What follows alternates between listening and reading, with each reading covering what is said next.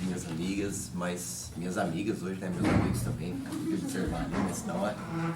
Vamos dar início aí mais um curso, né, na realidade, prazer ter aí muitos de vocês onde já conheço já aí das nossas salas de aula, né, e muitos aí agora com esse objetivo, alguns ainda, né, lutando duro, e se Deus quiser agora nós vamos, nesse exame 29, arrebentarmos aí, tudo bem?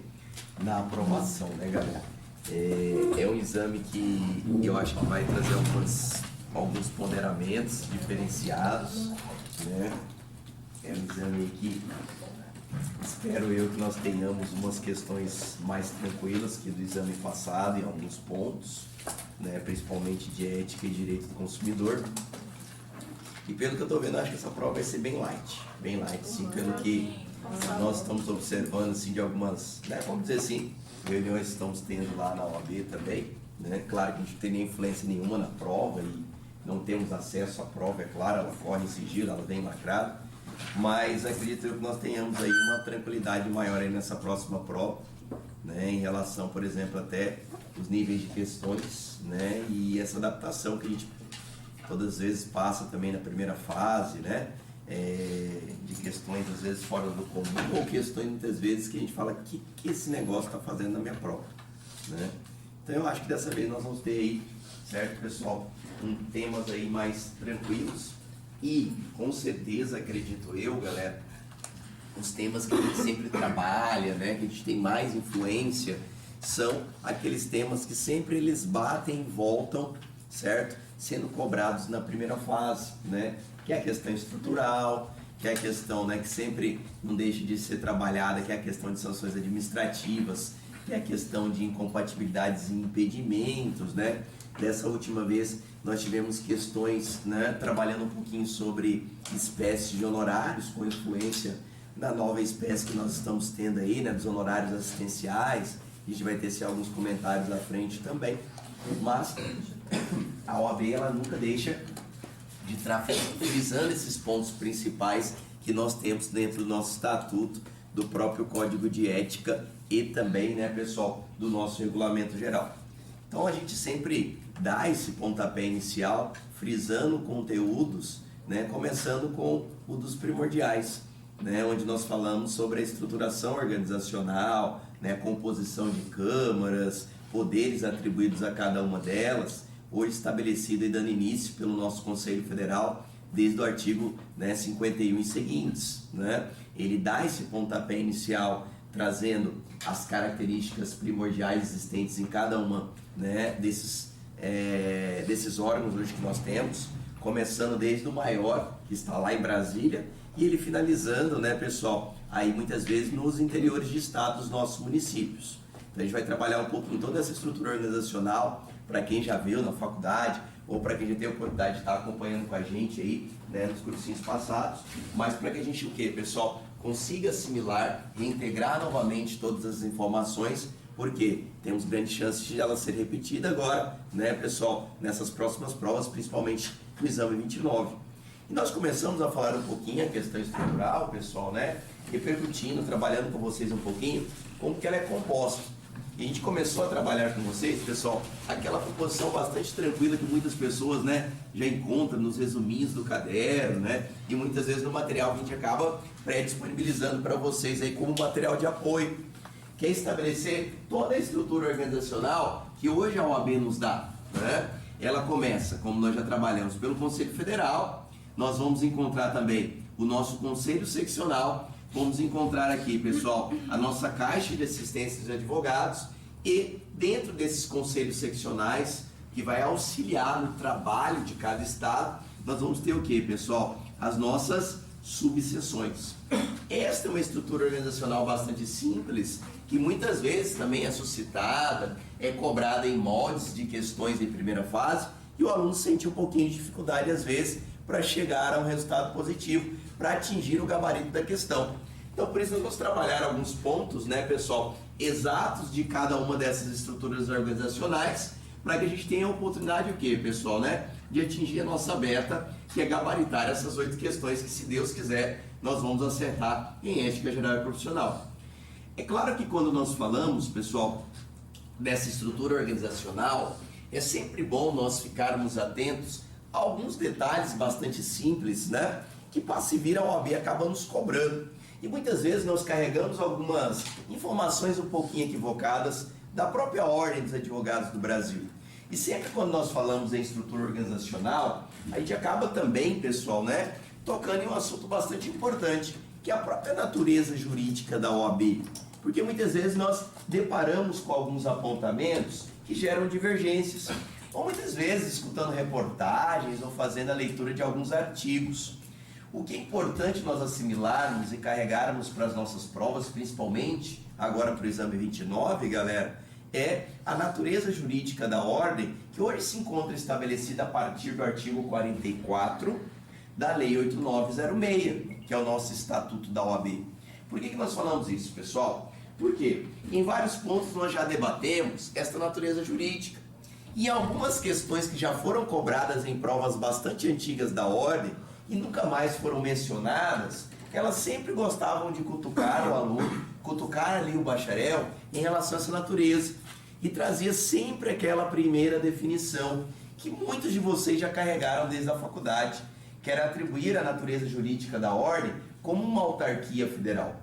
E parece que esse nome ele acabou repercutindo e sendo carregado aí para o nosso dia a dia.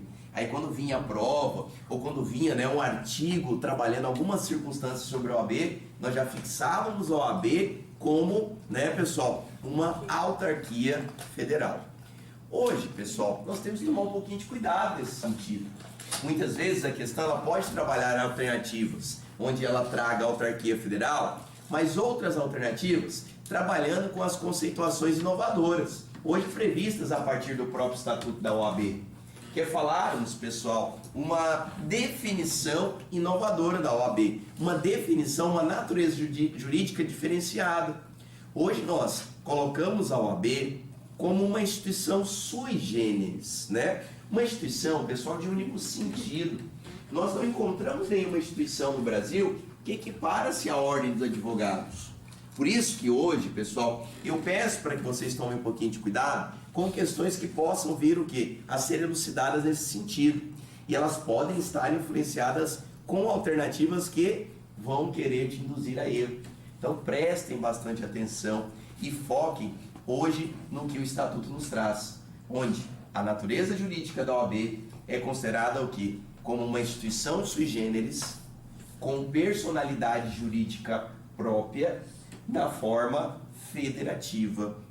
Então nós temos detalhes específicos, galera, que eu quero que vocês fixem para que vocês tenham oportunidade maior de atingir êxito em questões como tais.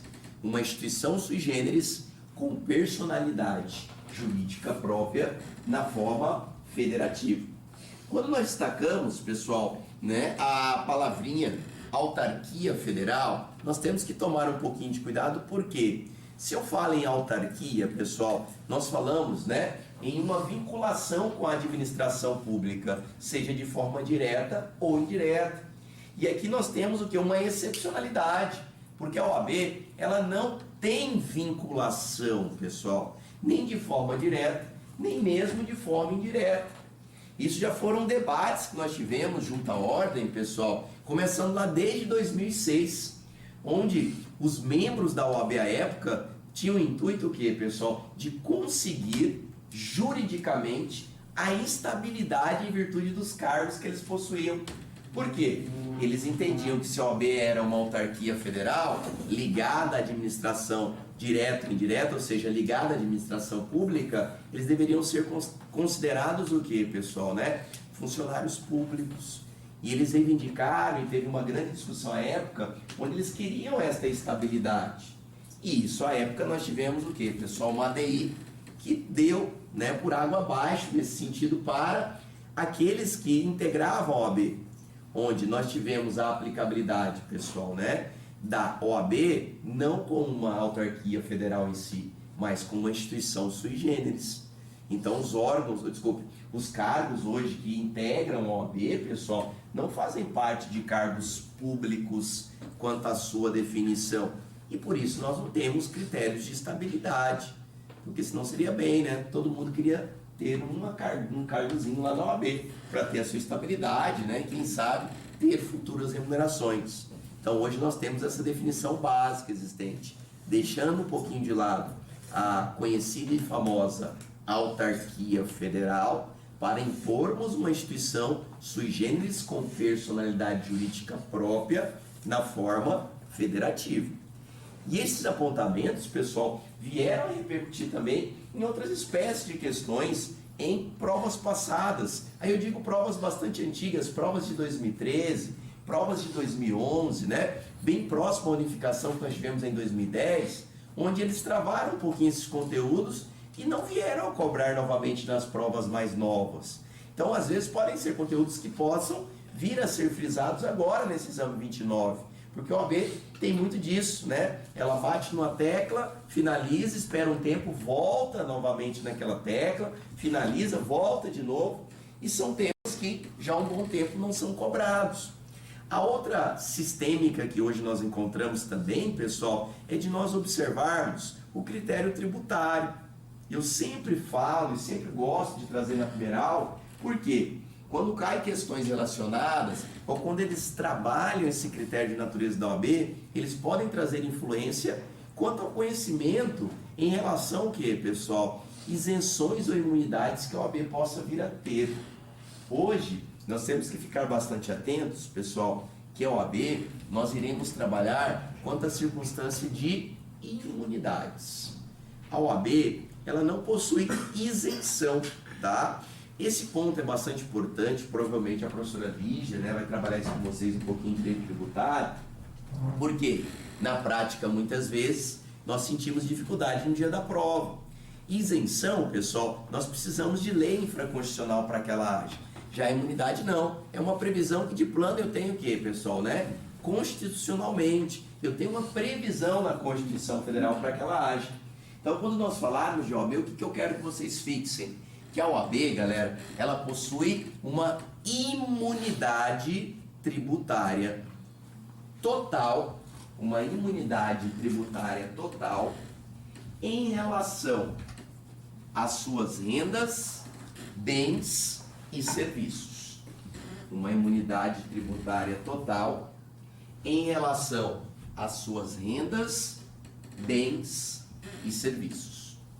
Então, guardou esses dois pontos, eu acho importante, porque nós já estamos bem à frente nessa sistêmica, pessoal, de começarmos a estudar um pouquinho a estrutura organizacional da OAB, porque eu sei já que a OAB, ela está definida, né, pessoal, como instituição sui generis, com a personalidade jurídica própria na forma federativa, e quando nós falarmos um pouquinho sobre critério tributário, lembre-se, eu tenho ela como imunidade, porque nós temos uma previsão constitucional, em relação ao que, pessoal? Às suas rendas, bens e serviços. Então, a OAB não presta contas para o Estado em si, a OAB não tem vinculação direta ou indireta com a administração, a OAB é órgão diferenciado.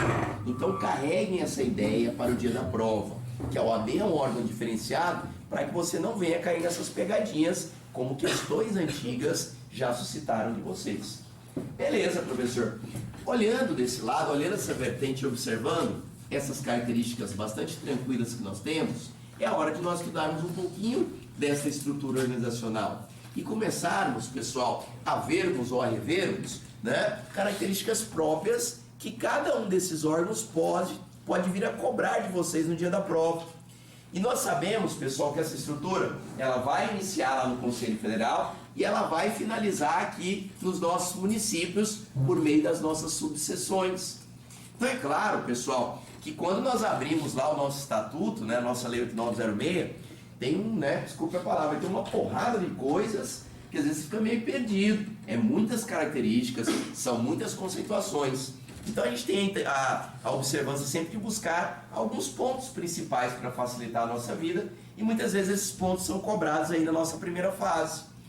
E em primeiro lugar, quando nós falamos do nosso órgão máximo, que é o Conselho Federal, pessoal, a gente trabalha um pouquinho com a sua composição interna. Como ele funciona na prática, quem lá estará atuando e quais são os poderes existentes a cada um deles.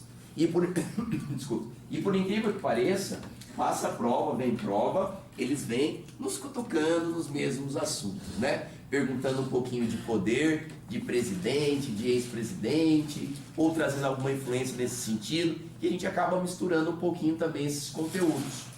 Então, o nosso objetivo aqui, pessoal, começando a falar sobre o Conselho Federal, é falar também um pouquinho sobre a sua estruturação interna.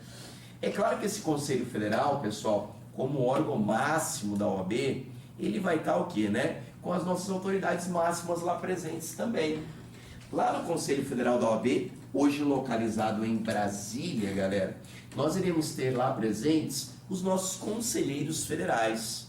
Serão os conselheiros federais que irão representar os seus respectivos estados junto ao Conselho Federal.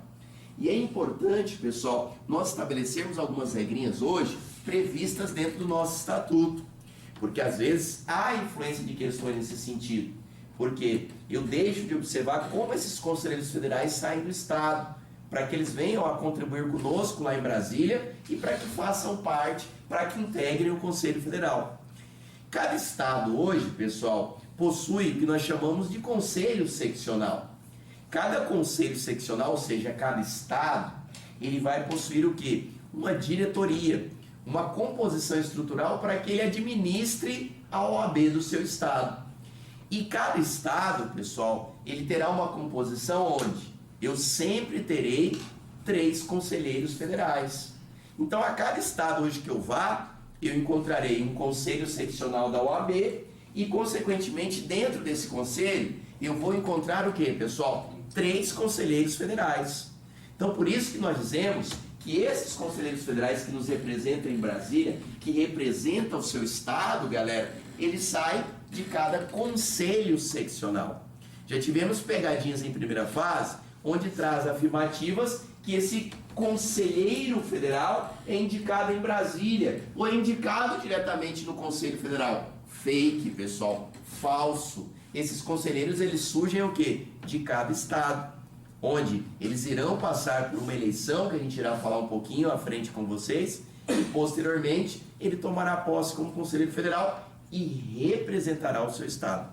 Então, por isso, hoje, fixem, teremos 3 conselheiros federais por estado. Então, fazendo uma conta breve, pessoal, para que a gente tenha a oportunidade de falarmos um pouquinho sobre a composição, né, de uma forma bastante resumida interna do Conselho Federal, eu falo primordialmente dos meus conselheiros federais, tendo 3 por estado, multiplicando 27 estados, né, na realidade 26 estados mais o Distrito Federal, nós vamos ter um total de 81 conselheiros. Esses 81 conselheiros serão o quê? Os respectivos representantes de estado. Eles estarão lá em Brasília, reunidos, pessoal, em regra, uma vez por mês, de janeiro a junho, de agosto a dezembro, representando a sua respectiva ordem. Então, todos os meses eu tenho os nossos conselheiros federais de Mato Grosso nos representando em Brasília, como São Paulo tem, como Rio de Janeiro tem, e assim sucessivamente os outros estados. Lá no Conselho Federal, galera, nós temos que tomar muito cuidado, porque com essa composição existente, onde irá estabelecer a figura dos nossos 81 conselheiros federais, nós vamos trabalhar o quê? Com presidências internas que irão compor os órgãos lá existentes. Isso é importante, professor, porque diversas vezes as provas já nos cobraram esta composição e a gente acaba misturando um pouquinho quem preside cada um desses órgãos e quais são os poderes que eles possuem. Então é isso a partir de agora, pessoal, né? Para quem ainda não teve essa oportunidade de conseguir assimilar ou gerou algum critério de dificuldade, fique bastante tranquilo. Porque, resumidamente, quando nós trabalhamos essa composição interna, quando eu começo a fazer a leitura a partir do artigo 51 do Estatuto, a gente começa a observar que internamente lá em Brasília, lá ao lado do STJ, para ser mais exato, onde eu encontro o meu Conselho Federal da Ordem, nós teremos uma composição que ela inicia de um órgão interno que, pessoal, né, majoritário, que nós chamamos de pleno. Esse pleno é o órgão majoritário interno, hoje que nós temos dentro do Conselho Federal da OAB. Então, todas as vezes que nós estivermos trabalhando, pessoal, né, nós iremos começar o que? Pelo nosso órgão maior, O pleno é onde nós iremos ter o quê, pessoal? Os nossos 81 conselheiros federais que irão representar o seu respectivo estado. 3 conselheiros surgirão de cada estado e irão nos representar junto ao Conselho Federal. Lá o pleno, pessoal, nós teremos o quê? Um assento reservado a cada um destes conselheiros. E o papel primordial que eles terão no Conselho Federal, galera, é o poder o quê? De voto. Todo conselheiro federal, galera, aqui no pleno, ele terá, né, junto às matérias de competência do pleno, o poder de voz, que é o poder de falar, de manifestar, né, pessoal, de muitas vezes entrar em conflito com outros conselheiros, e principalmente o poder de voto. Então, assim, muitas vezes a gente confunde, né? Fala, professor, quem tem o poder de voto tem o poder de voz, né? Ou quem tem o poder de voz tem o poder de voto. Temos que tomar um pouquinho de cuidado. Se eu falo que o conselheiro federal ele tem o poder de voto, pessoal, né? Ele pode se manifestar, ele tem o poder de voz. Até porque torna-se um pouquinho difícil ele votar por mímica, né? Fulano, Então ele vai lá, ele manifesta e, consequentemente, ele tem o poder, o que, pessoal, né? De voto. Notem, e aqui é bastante importante, pessoal, fixarem o seguinte, questãozinha essa que já foi cobrada e derrubou alguns candidatos. Porque lá dentro do nosso Conselho Federal, reunidos dentro do pleno, eles sempre irão ter o poder de voto. Mas notem que esse poder de voto existente, pessoal, ele sairá produzido por cada estado. Como assim, professor? Nós vamos ter uma delegação. Cada estado terá o quê? Os nossos 3 conselheiros federais que irão produzir um único voto para manifestarem sobre uma determinada matéria ou sobre um recurso de competência do pleno. Então, quando nós estivermos lá representando o estado de Mato Grosso, fiquem espertos. Nós não teremos 3 votos. Em regra, pessoal, nós teremos um voto por delegação, ou seja, um voto por estado. Então, subentende-se então que os 3 já estão de acordo com o voto. Pois é, o que acontece? Ou há uma divergência dentro dos 3? Por isso que nós observamos o seguinte, galera. Quando nós falamos que existe um voto proferido por delegação, este voto ele pode o quê? Prover uma circunstância de unanimidade ou não, tá? Aqui nós seguimos uma regra básica. Se nós não tivermos uma unanimidade interna quanto àquela matéria, ou seja, né, uma divergência de voto entre eles, vence a maioria, tá? Então tome um pouquinho de cuidado nesse sentido. Sempre a maioria irá o quê, pessoal, né? Persistir, e nós ali teremos aquela determinação existente quanto ao voto proferido daquele determinado estado. Aqui eu peço para que vocês não confundam, que essa questão também já foi cobrada, é quanto ao voto proferido nas eleições do Conselho Federal. Quando eu falar em eleições no Conselho Federal, aí sim o voto é individual. Então olha a diferença. Nas eleições, voto dos conselheiros federais serão individuais. Certo, pessoal? Agora, quando nós estivermos falando de matérias e, né, circunstâncias de recurso de competência do pleno, lembrem-se, nós teremos voto por delegação. Ou seja, pessoal, um voto por estado, que pode trazer uma unanimidade ou não. Não a trazendo, lembre-se, nós teremos o voto da maioria. Então são alguns pontos, pessoal, que parecem simples, né? Mas a OAB adora nos cobrar essas pequenas características. E aí muitas vezes que nós somos induzidos a erro e perdemos algumas questões básicas. Então nós temos que começar a fixar a partir do quê? Dessas pequenas bases. Beleza, professor? Estamos lá no pleno, órgão, né, majoritário dentro do Conselho Federal. Eu tenho os meus 81 conselheiros, mas lá também nós sempre teremos o que, pessoal? Um presidente. O pleno, ele só vai o que, pessoal? Ser instruído se ele estiver com o seu presidente. Notem, pessoal, que o presidente do pleno do Conselho Federal, da OAB, vai ser o próprio presidente da OAB Nacional, ou seja, o próprio presidente do Conselho Federal. O que impõe isso, professor? A própria legislação. A Lei 8906 já determina que quem irá presidir o pleno, que é o órgão máximo interno da OAB, é o próprio presidente do Conselho Federal, tá? Ou seja, né, também chamamos de OAB Nacional. Então é ele que estará o quê, pessoal? Presidindo o nosso pleno e observando o quê? Os debates e os critérios de votação existentes, o quê? Em relação aos nossos conselheiros federais. Aqui é sempre bom observarmos também, galera, o seguinte, que quando nós tivermos uma matéria de competência de um determinado estado, que chega no seu grau de recurso junto ao pleno do Conselho Federal da OAB, lembre-se, neste caso, os conselheiros federais daquele respectivo estado da matéria não votam, tá? Essa perguntinha também já foi cobrada em primeira fase. Então, repetindo, chegou alguma matéria de competência do pleno, e essa matéria, por exemplo, seja do estado de Mato Grosso, os conselheiros federais de Mato Grosso não votam em relação àquela matéria.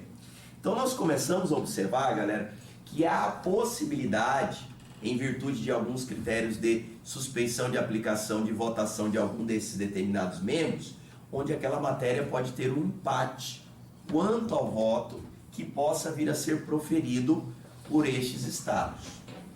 Quando houver um empate dessa matéria, pessoal, de competência do pleno, quem terá o poder de desempatar será sempre o presidente.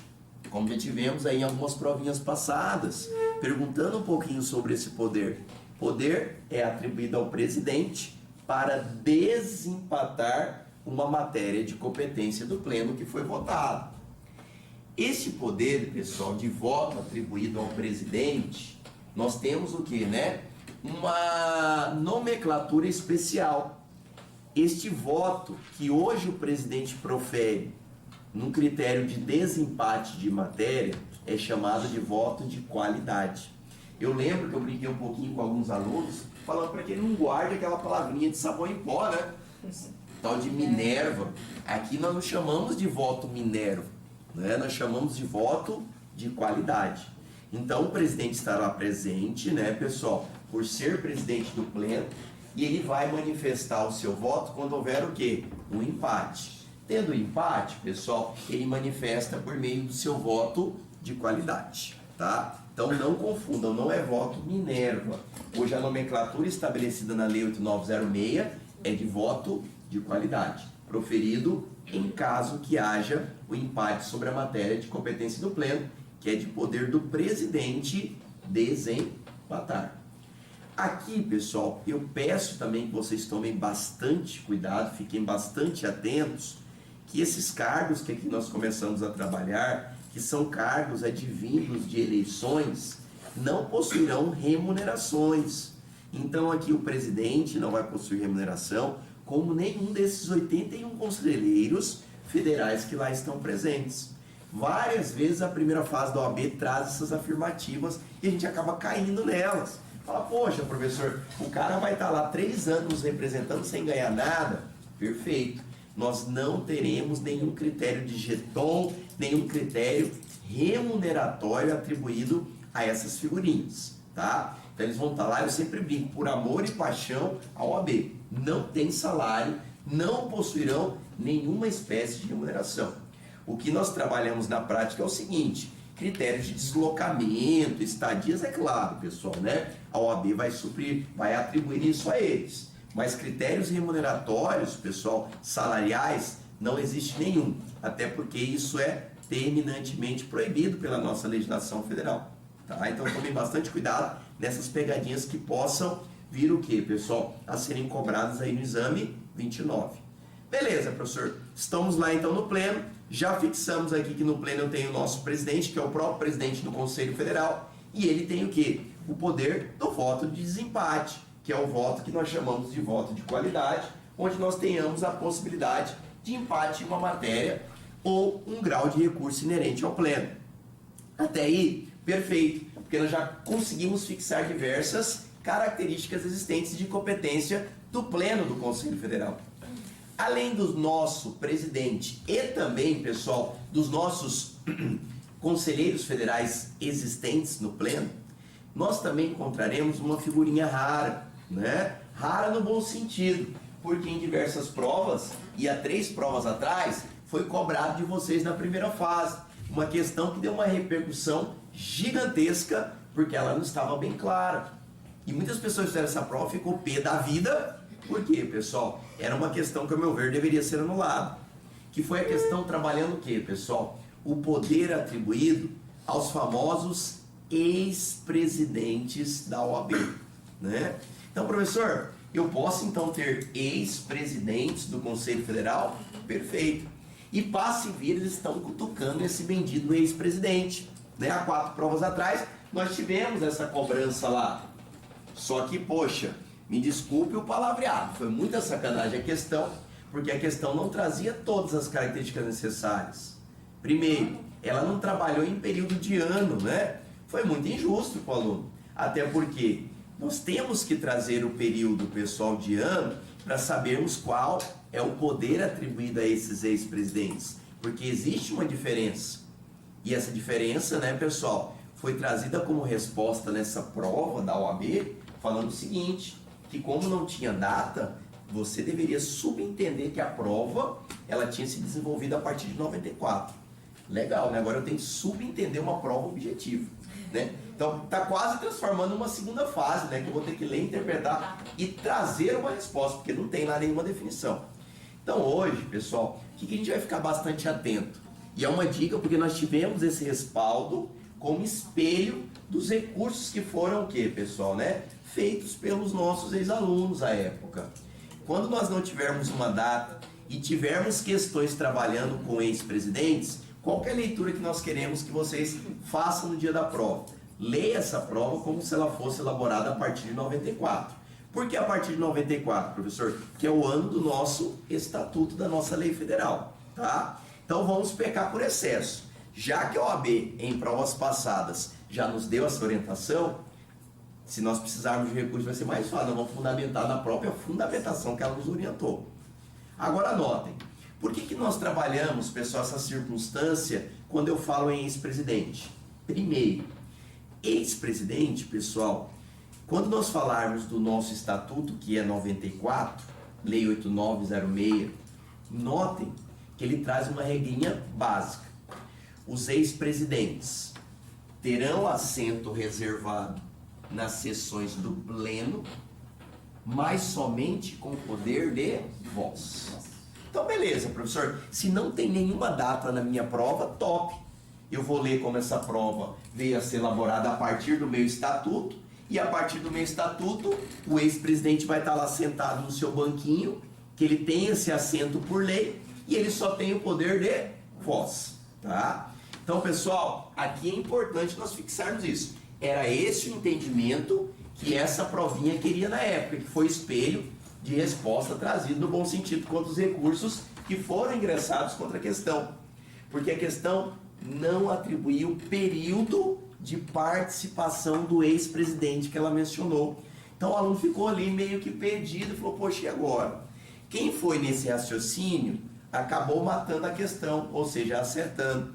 Mas teve muitos o quê? Que lembraram, pessoal, de uma excepcionalidade. Porque se a gente chega aqui, igual o professor Silvio, e não fala da excepcionalidade, e cai a excepcionalidade, aí ó, o professor Silvio pecou aí, porque ele não falou. Aí eu fui lá e coloquei o quê? Somente poder de voz. O que seria essa excepcionalidade, galera? Nós temos a OAB, pessoal, bem antes de 1994, né? Nós tínhamos um estatuto antigo de 1930, para vocês terem uma ideia, onde já tinha a Ordem dos Advogados do Brasil.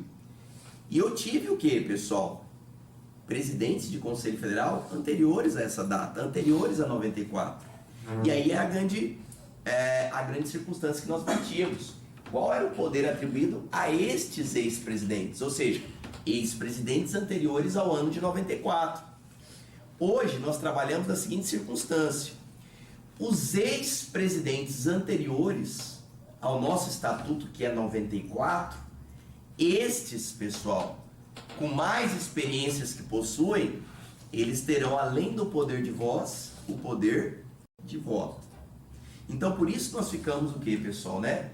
Meio pé da vida com essa prova que foi cobrada. Porque como ele não trazia data, o aluno falou, poxa, e agora? E eles foram tão sacanas, desculpe, né, o palavreado, que eles trouxeram os dois tipos de resposta na alternativa, né? Então, tanto, né, pessoal, uma que vinculava somente voz e a outra que vinculava, né, o voto. Aí o cara falou, e agora? Ai, meu Deus, né, voz, voto, voz, voto. Quem seguiu o raciocínio, né, da criação da questão a partir de 94, conseguiu matar a questão.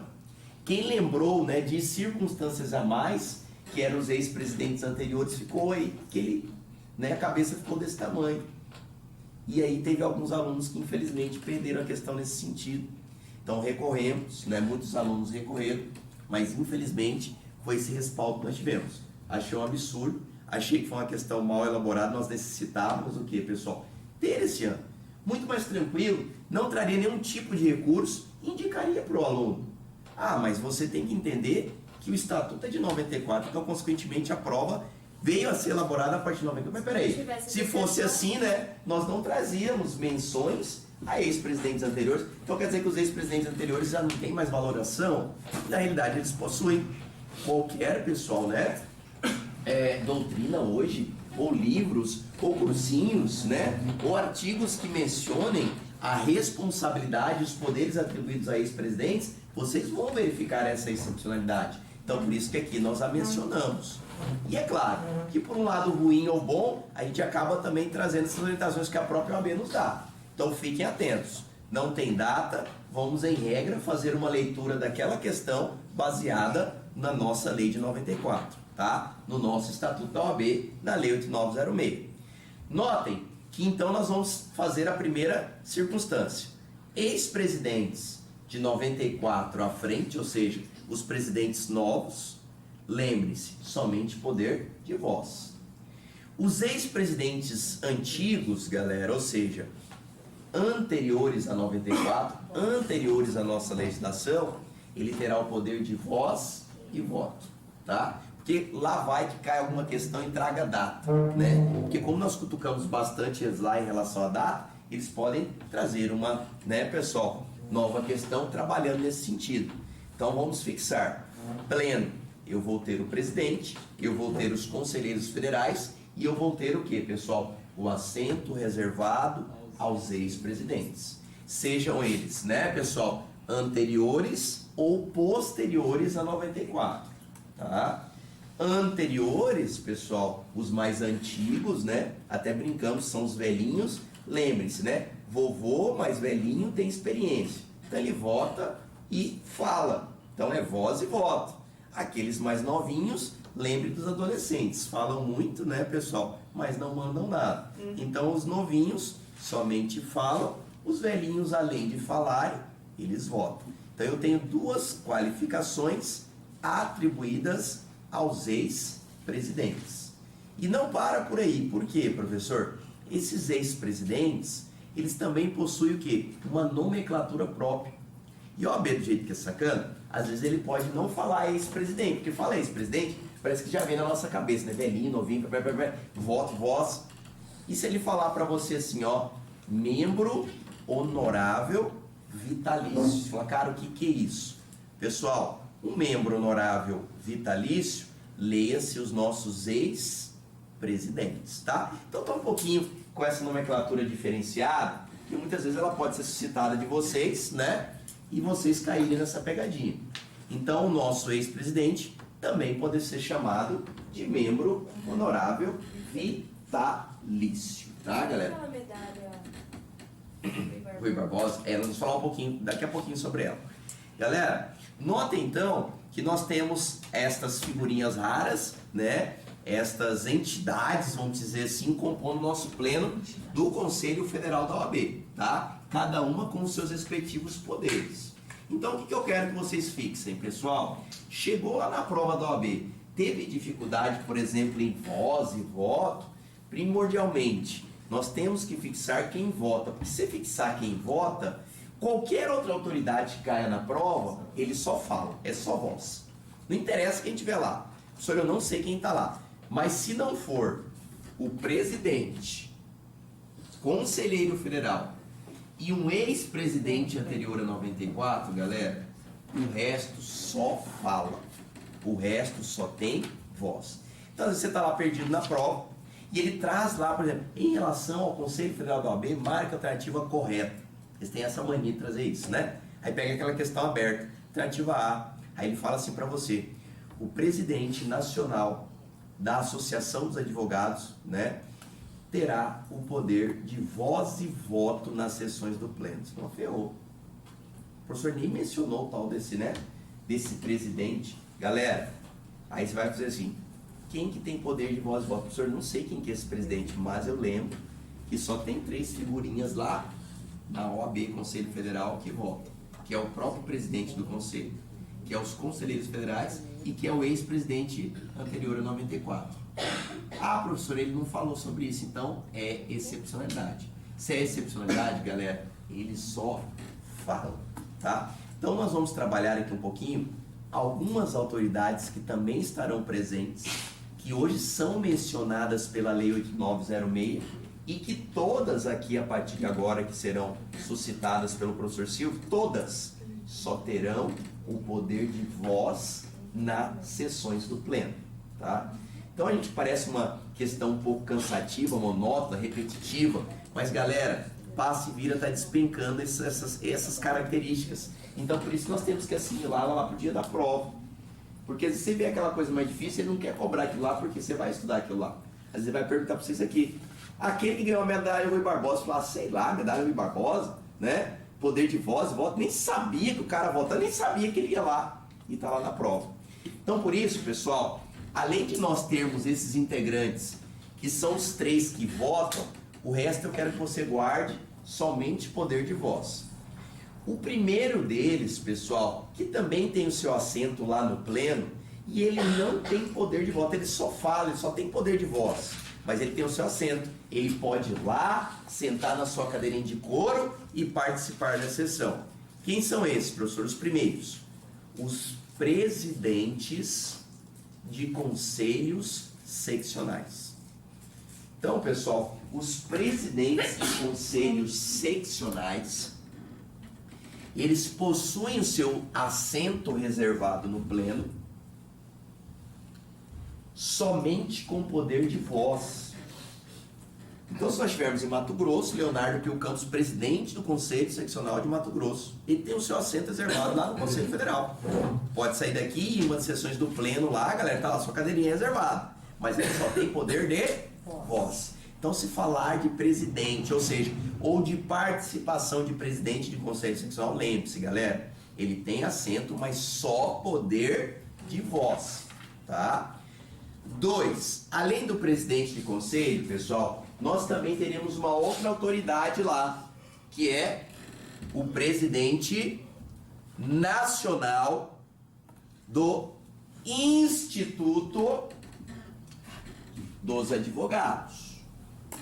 Presidente nacional do Instituto dos Advogados. Então, galera, qualquer questão que falar sobre o presidente nacional de Instituto de Advogado, lembre-se, ele tem assento reservado, está previsto em lei, mas lembre-se, somente voz. Ele não vota. Porque às vezes fala presidente, né? Dá uma imposição, se ali vota, galera. O único presidente que vota aqui, lembre-se, é o presidente do Conselho Federal, que é o presidente do pleno. Fechou, tá? Com voto de qualidade, tá? Não é Minerva, pelo amor de Deus. Então, porque parece que o Minerva a gente carrega já da faculdade, né? Então, notem, pessoal, que aqui nós vamos ter que guardar então essas 2 autoridades. Temos mais outras, professor? Sim. Além do presidente do Conselho Seccional, além do presidente nacional, nós também temos uma outra figurinha que há tempos não cai, sim. Só para concluir, o presidente nacional do Instituto dos Advogados, ele só tem voz. Poder de voz. Poder de Tá, voz. perfeito. Esse Não é voto. Nacional, tá? A subseção ele tem também só de voz.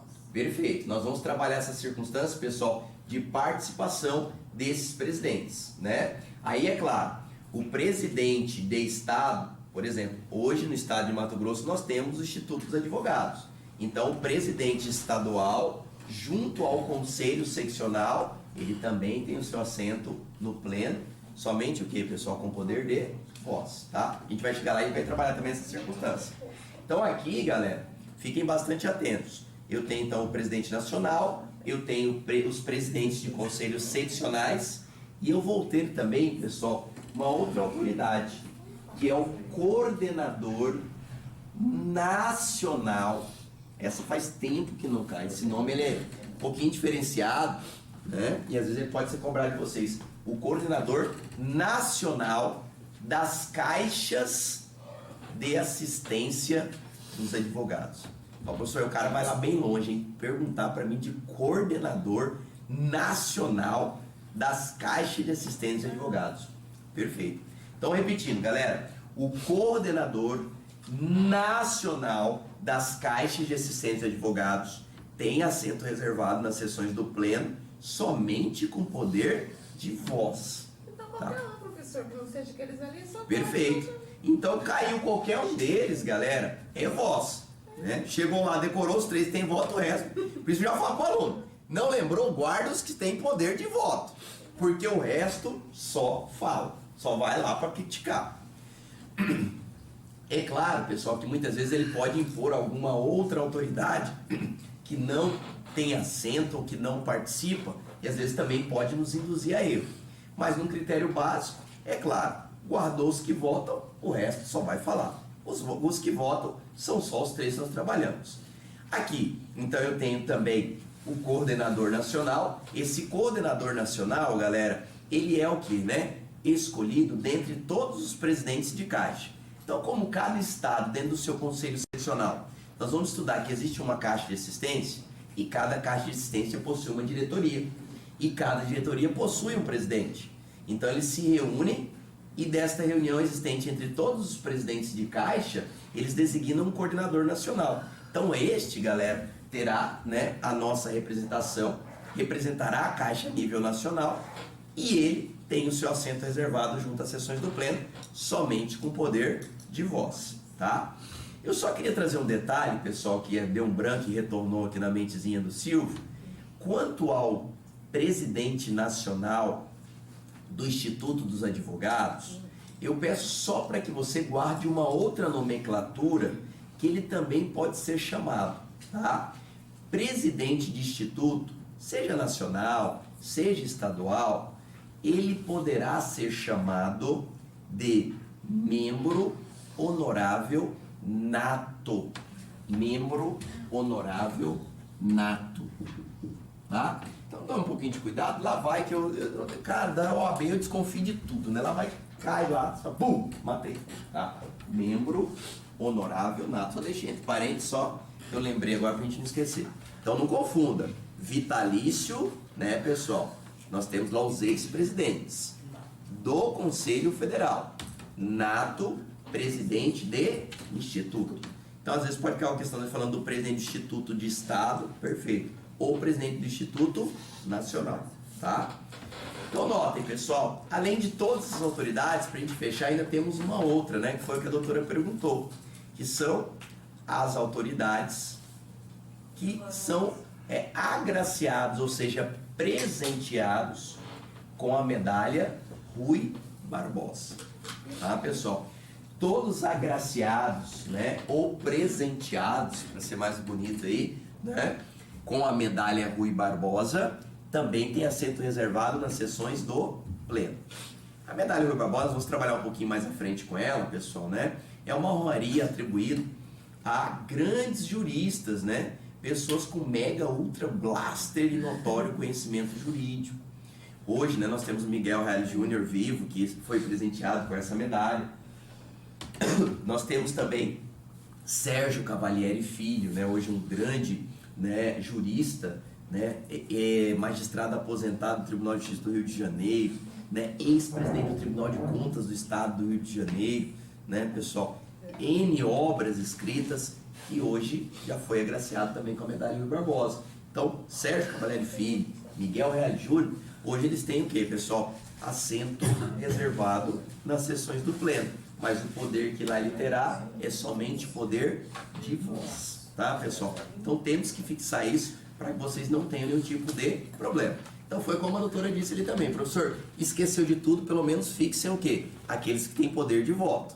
Guardou de voto, o resto que cair lá mesmo que eu não saiba, eu já vou saber que só tem poder de voz, tá, pessoal? Então guardou presidente do Conselho Federal, guardou conselheiros federais e guardou os ex-presidentes velhinhos, ou seja, os anteriores a 94, são os 3 que votam, tá? O resto meramente estará presente por ter essa determinação e esta autoridade presente pelo nosso estatuto e só irão manifestar por meio de voz nas sessões.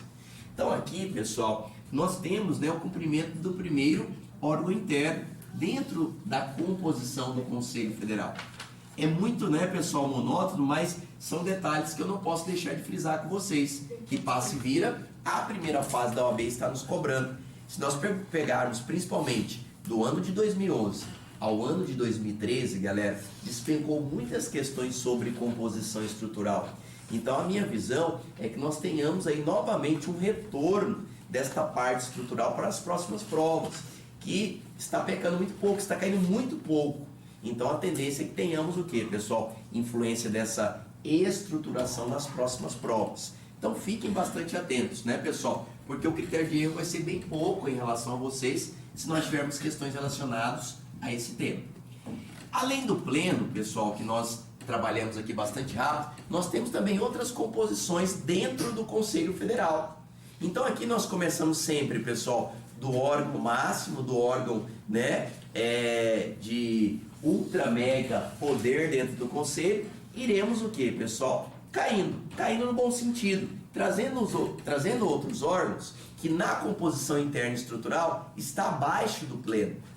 Abaixo do pleno, pessoal, lá no Conselho Federal, nós vamos encontrar o que? O que chamamos de órgão especial do pleno. Órgão especial do pleno. Poxa, professor, nós vamos ter que assimilar também só as características básicas. Por quê, professor? Nas questões amplas que podem cobrar a estrutura organizacional do Conselho Federal, fiquem atentos, porque podem trazer influência perguntando como é a sua composição, quem lá participa, quem tem poder. Então aqui é importante nós notarmos. Como que eu vou observar quem irá presidir esse órgão especial do pleno, professor? Aqui, galera, nós sempre, né, trazemos a vocês aquela característica básica de diretoria. Né? Tem aluno que fala, professor, não aguento mais ver você falar a mesma coisa. Porque onde você anda, você está lá. Diretoria, composição, está na palma da mão de vocês. Chegou na prova, não lembrou qual é o número de composição? Olha na mão de vocês. Você pode até não lembrar o nome, mas você vai lembrar que é 5 cargos, vocês vão lembrar. Porque não é 6, não é 7, não é 10. Você vai olhar lá, está na sua mão. Às vezes você está lá no dia da prova, você olha, né? O aluno fala, o que esse cara tá olhando? Será que é cola na mão? Não é, pessoal. Você vai olhar e vai lembrar que esta diretoria da OAB, galera, ela vai ter o quê? Um presidente, um vice-presidente, um secretário-geral, um secretário adjunto e um tesoureiro. Então, quando falarmos de diretoria, galera, fixem essa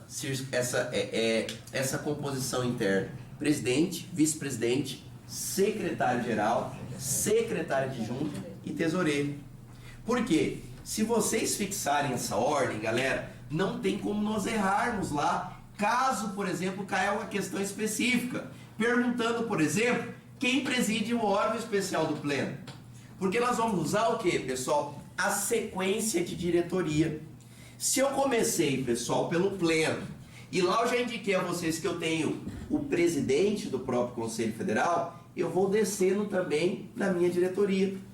Então aqui, quem irá presidir o órgão especial do pleno é quem vem após o presidente. Quem vem após o presidente é o nosso vice-presidente. Então, o vice-presidente da OAB, galera, é quem vai presidir o órgão especial do pleno. Então, esqueci, professor, eu lembro da ordem. Presidente, vice-presidente, secretário-geral, adjunto, tesoureiro. Então, a mesma coisa eu vou ter aqui. Eu vou olhar a composição máxima interna e vou baixando.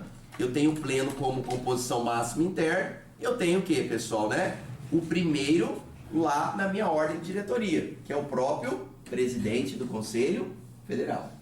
Então, notem, de um lado eu tenho o pleno, de outro lado eu tenho o próprio presidente do Conselho Federal administrando, sendo o presidente daquele órgão. Abaixo dele, eu tenho o meu órgão especial do pleno, no qual eu tenho o vice-presidente do Conselho Federal presidindo. Além do vice-presidente aqui, galera, nós também teremos a participação dos conselheiros federais. O problema aqui, e eu peço para que vocês tenham atenção no dia da prova, é que a representação nesse órgão diverge do pleno. Porque quando eu falo pleno, pessoal, é total, é órgão máximo. Quando eu falo em órgão especial do pleno, eu terei um representante por estado. Ou seja, pessoal, se eu tenho um representante por estado, o que eu quero que vocês fixem? Que no órgão especial eu vou ter 27. Se nós pegarmos e dividirmos, né, pessoal, e retirarmos somente um conselheiro por estado, eu vou reduzir para 27 membros lá no órgão especial do pleno. Eu deixo de ter o que, pessoal? Os nossos 81, tá? Então eu vou lá, reúno, cada estado reúne, e entre eles nós teremos o que, pessoal? Um deles indicado entre eles para nos representar o que? No órgão especial do pleno. O que eu quero que vocês fixem aqui? Primeiro, que o vice-presidente irá presidir. Depois, pessoal, que eu tenho 27 membros participantes. Terceiro, que os ex-presidentes também estarão aqui. Tá, pessoal? Então eu tenho o ex-presidente no pleno e eu tenho o ex-presidente no órgão especial do pleno. Tá? Pelo amor de Deus, você fala, professor, será que é sessão no mesmo dia? Óbvio que não, né, pessoal? Porque os ex-presidentes estão aqui, eles poderão estar aqui, tá? Os mesmos poderes que eles possuem aqui, eles irão possuir aqui, tá? Então, a mesma característica. Se é novo, lembre-se, 94 para frente, só fala poder de voz. Se é velho, ou seja, anterior a 94, além de falar, ele vota. Então, notem, galera, ex-presidente tanto do pleno, como ex-presidente participando do quê? Do órgão especial do pleno. Então aqui, pessoal, nós já começamos a matar, né, várias questões que inclusive está lá no materialzinho de vocês que nós disponibilizamos, para que vocês não venham a errar mais, pelo amor de Deus. Para fecharmos essa pirâmide, pessoal, né, que toda vez ela não fala, não aguento mais, professor, mas a gente tem que frisar, porque lá vai que cai, para falar, professor, não falou. Nós temos a base dessa pirâmide lá no Conselho Federal. O que é essa base que nunca muda, professor? Né? Graças a Deus até agora não mudou, né? E não vai mudar para a prova de vocês. Pessoal, eu tenho 3 câmaras lá no Conselho Federal. 3 câmaras. 3 câmaras. Primeira, segunda e terceira. Esta estruturação, pessoal, de uma forma bastante simplória, que nós trabalhamos os pontos principais do Conselho Federal. É pleno, é órgão especial, é primeira câmara, é segunda câmara, é terceira câmara. Por que a gente deixa as câmaras por último, professor? Porque ela é base. Então, base fica embaixo, tá? Então, por isso que eu tenho pleno, forte, depois um pouquinho mais magrinho o órgão especial do pleno, e depois a base, as 3 câmaras. Por que a gente faz essa sintonia, professor? Parece uma pirâmide, né? Literalmente. Pra gente o quê? Novamente, não esquecer de quem preside cada um desses órgãos. Nós vamos novamente seguir aquela sequência básica, o que, pessoal? Que torna-se repetitivo, que é a nossa diretoria, né? Eu acho interessante quando às vezes ele erra na prova e começa a fazer pirâmide lá, puxa setinha, porque não pode errar, não tenha vergonha. Eu quero que você acerte 40 pontos. Você vai desenhar, fazer estrelinha sozinho, pode fazer tudo na prova, pessoal, mas que acerte os 40 pontos, tá? Então notem, pessoal, que como nós vamos ter 3 câmaras, nós vamos seguir a diretoria que nós já temos. Se eu tenho aqui o presidente, depois o vice-presidente, eu vou o que, pessoal? Continuar atribuindo as presidências. Aqui eu vou ter o secretário-geral, aqui eu vou ter o secretário adjunto e aqui eu vou ter o tesoureiro. Então, professor, esqueci, vou olhar para a minha mão, presidente, vice-presidente, secretário-geral, adjunto, tesoureiro, né? Então você vai lá, né? Aí dá certinho, né? Até, teve um aluno que falou, professor, não entendi a pirâmide, eu fui lá e fiz um mapa mnemônico com 2 mãos, né? E desenhei uma no dedo, né? Os órgãos, e desenhei a outra, a diretoria. Eu falei, o que eu faço, professor? Ligo o dedo com o dedo, né? Porque aí não tem como errar. Então aqui, galera, a mesma coisa. Presidente, vice-presidente, secretário-geral, adjunto, tesoureiro. Pleno, órgão especial do pleno, primeira, segunda e terceira câmara. 2013, até coloquei essa questão lá no exercício, na apostilinha que vocês já receberam, ou receberão, que fala o seguinte: em relação ao Conselho Federal da OAB, marque a alternativa correta. Você fala, ferrou, porque ele vai pegar toda aquela parte do artigo 51, 55, vai comprar tudo que... Não. Aí fala, alternativa A. Porque normalmente fica um pouquinho com medo de marcar a alternativa A em prova de ética. Porque nas últimas provas, se você observar, pessoal, o índice de acerto em alternativa A é muito pouco. Eu não sei as outras questões, né? Porque a gente não trabalha com todas as disciplinas, mas ética, o índice é baixo. Então a gente fica meio que com medo de marcar. Só se tem aquela certeza mega, ultra, blaster, absoluta. Quando não tem, você fica meio, ai, será? Será, né? Aí você já deixa tipo uma setinha. Notem, pessoal, que lá a questão era bastante tranquila. Ela falava assim, ó, o presidente da terceira Câmara do Conselho Federal será o tesoureiro, onde ele trabalhará com a matéria prestação de contas e eleições da OAB. Ponto. O cara falou, agora ferrou. Porque ele não lembrava mais quem que estava presidindo o órgão e ele ficou perdido. Ele falou, meu Deus, se eu não sei quem preside, imaginou saber qual que é a matéria que ele vai discutir lá, a função. Notem, pessoal, que aqui é importante nós fixarmos essa ordem, porque ela pode responder várias questões.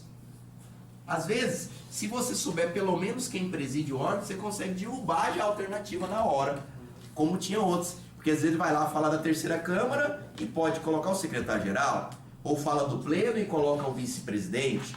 Então, se você mantém a sequência, você já consegue o quê, pessoal? Assimilar esta ordem existente. 2. Galera, observem o seguinte. Nas câmaras, eu não tenho participação de ex-presidente, tá? Câmaras, tira o ex-presidente. Se cair lá o ex-presidente, participará da primeira, segunda, esqueça. Base, não tem presidente. Ou, desculpa, não tem ex-presidente. Ex-presidente é só nos tops, pleno ou órgão especial, tá? Base, não tem ex-presidente. O que eu vou ter aqui, professor? Vamos manter aquela sequência. Um representante por Câmara, tá? Então eu chego lá nos 3, vamos trabalhar para que seja indicado um deles para representar-nos junto a cada Câmara. Então, em regra, eu vou ter o que, pessoal? 27, 27, 27, tá? Um representante, ou seja, um conselheiro federal por Câmara. 27, 27, 27, tá? Aqui nós teremos, pessoal, secretário-geral, secretário adjunto, tesoureiro, presidindo, tá? Um representante por estado.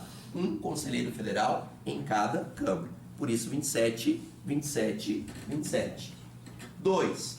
Pergunta que já caiu também em 2014, galera. Foi bem antiguinha, né? Praticamente 5 anos atrás. As matérias principais definidas em cada uma dessas câmaras. Passe e vira também, eles vão lá e perguntam. Professor, são várias matérias de competência em cada um dos órgãos? Sim. Se vocês pegarem, por exemplo, o Regulamento Geral da OAB, do artigo 100 ao artigo 104, tem N matérias. Depois vocês podem ver com calma, fazer a leitura, porque são várias. O que eu quero que vocês fixem? As principais da base. Por quê? Todas as questões que nós já tivemos perguntando sobre, pessoal, matérias, eles batem na base. Tanto é que quando vocês fazem a leitura lá no Regulamento Geral, essas matérias que aqui irei citar, elas já se encontram até em negrito, tá? Só faltou o grifo nosso, porque eles vão lá e pum, coloca elas na prova. Então por isso é importante nós fixarmos, elas são bastante tranquilas para fixação. Por quê, professor? Todas as vezes que nós estivermos falando da primeira Câmara, fixem a matéria o quê, pessoal? Prerrogativa, tá? Primeira Câmara, prerrogativa. Então, P está com P. Primeira Câmara, prerrogativa. Primeira Câmara, prerrogativa. Sai daqui falando, entra no carro. Primeira Câmara, prerrogativa. Então, notem, pessoal. Aqui nós vamos trabalhar a matéria principal. Prerrogativa. Tá? Prerrogativa. Prerrogativa. Segunda Câmara, pessoal. Matéria principal. Ética e disciplina. Ética e disciplina. ética e disciplina. Terceira e última câmara, pessoal, prestação de contas. Essa dá até para ir no raciocínio lógico. Tá falando de tesoureiro, tesoureiro não lembra de tesoura, né? Tesoureiro lembra de dinheiro. Dinheiro lembra-se prestação de contas e eleições. Prestação de contas e eleições. Prestação de contas e eleições. Então, pessoal, tem que fixar esses pontos, que aí na prova já mata. Primeira, prerrogativa. Segunda, ética e disciplina. Terceira, prestação de contas e eleições. Tá, galera? Na composição estrutural é o básico que nós temos que fixar, porque nós conseguimos eliminar diversas questões que possam se tratar o quê, pessoal? Quanto ao Conselho Federal da Ordem dos Advogados do Brasil. Então essa composição ela é bastante importante. Ela já solucionou diversas questões que já foram, né, suscitadas em provas passadas. Por isso eu peço que vocês fixem esses detalhes para facilitar a vida de vocês junto à nossa primeira fase, que se Deus quiser vai ser gabaritaço, vai ser 8 questões cravadas, tá? Tenho certeza absoluta que vocês vão ser absoluto, não tem dúvida, né? Vocês vão estar tão positivos, vai soltar a caneta, ela vai pingar no gabarito da questão. Você vai ver, vai dar certo. Aqui, pessoal, além de nós começarmos a trabalhar sobre o Conselho Federal, trabalhando essas técnicas, essas dicas básicas para que vocês consigam progredir na sua provinha e acertar as questões, nós ainda continuamos com a estruturação, que ela é gigantesca, né? Ela não para só no Conselho Federal, mas ela progride também para outros conselhos. E aqui nós chegamos no outro conselho bastante importante, que hoje nós conhecemos e falamos, pessoal, de conselho seccional, que é um conselho que, pessoal, que atinge o seu estado. Conselho seccional terá a sua jurisdição dentro do seu respectivo estado. Ou seja, hoje temos conselho seccional em todos os estados brasileiros, inclusive no próprio Distrito Federal. Então, já foi pegadinha que caiu, se não me engano, na prova de 2011. Galera, lá em Brasília eu tenho Conselho Federal da OAB e tenho OAB Distrito Federal. Tome cuidado com essas pegadinhas de primeira fase, viu? Porque a FGV ela é sacana, né? Ela vai lá, coloca uma questãozinha para te induzir a erro. Então eu cheguei em Brasília, eu posso ir lá no Conselho Federal, como eu posso ir o quê, pessoal? Na OAB Distrito Federal, tá? Então eu tenho, né, pessoal, competências diferenciadas. Então notem, o Conselho Seccional tem a jurisdição dentro do seu respectivo estado. Beleza. Neste Conselho Seccional, pessoal, nós vamos ter que guardar algumas regrinhas básicas, né? Que eu sei que nosso tempo é bastante curto, para que vocês também carreguem isso a partir de agora para o nosso exame 29, caso nós tenhamos questões nesse sentido. O Conselho Federal, o Conselho Seccional da OAB, galera, ele vai ser composto por uma diretoria. Eu vou ter que ter alguém que administre esse Conselho Seccional. E muitas vezes isso é o que, pessoal? Repercutido em provas de primeira fase. Quem está aí treinando, fazendo, né, a leitura e resolução de questões antigas, bate muitas vezes com estruturação de conselho seccional. E às vezes nós sentimos um pouco de dificuldade em entender como é feita essa composição. Todo conselho seccional, pessoal, primeiramente nós temos que assimilar que a sua diretoria, ela sempre será composta por meio de uma eleição. Diretoria de conselho seccional não é composta, em regra, por indicação. A diretoria vai ser composta por eleição. Então já tivemos questões nesse sentido também. Como assim composta por eleição, professor? O nosso conselho seccional, pessoal, nós iremos, por meio de uma eleição, concorrer com uma composição de chapa. Então olha aí a pegadinha de OAB. Não existe eleição em estado de forma individual. A eleição é sempre formada por chapa. Ou seja, pessoal, por um conjunto de advogados. Tá? É uma pegadinha besta, né? fulano de tal se candidatou a presidente da OAB. Galera, ele só pode se candidatar a presidente do conselho seccional ou do seu estado se ele formar uma chapa. Ele não tem como concorrer no estado de forma individual, tá? Então lembre-se, todas as vezes que nós estivermos trabalhando em conselho seccional, composição de diretoria será através de uma eleição. Eleição não é individual. Eleição sempre será composta o quê, pessoal? Por uma constituição de chapa. E aí, pessoal, a gente acaba adentrando um pouquinho também aos critérios de eleição quando eu falo em conselho seccional. Para que o cara fixe tudo de uma vez só, não ficar aquela bola de neve na cabeça. Cheguei no conselho seccional, quero participar, professor? Nós vamos compor o que nós chamamos de chapa. Essa chapa, pessoal, é importante porque a OAB já nos cobrou como ela é constituída. Quais são os cargos que irão compor essa chapa e poderão concorrer às eleições. Como que nós temos isso hoje na prática? Forma bastante simples. Quando eu falo em diretoria na chapa, galera, o que você vai lembrar? Da sua mão. Porque diretoria é mão. Mão é 5 cargos e acabou. Você não sabe o que é, mas você sabe que é 5 cargos. Se alguém perguntar, e a diretoria? É 5 cargos. Quais são? Não sei, mas é 5 cargos, né? Então, às vezes, já é uma saída na prova, né, pessoal? Já é alguma coisa. Galera, a nossa chapa, super simples. Ela não vai mudar, ela sempre terá essa orientação, se a OAB perguntar. Primeiro, dentro da chapa, para eu concorrer lá ao meu estado, eu teria que ter o quê? A diretoria do próprio conselho seccional. Então, eu vou primeiro trazer o quê, pessoal?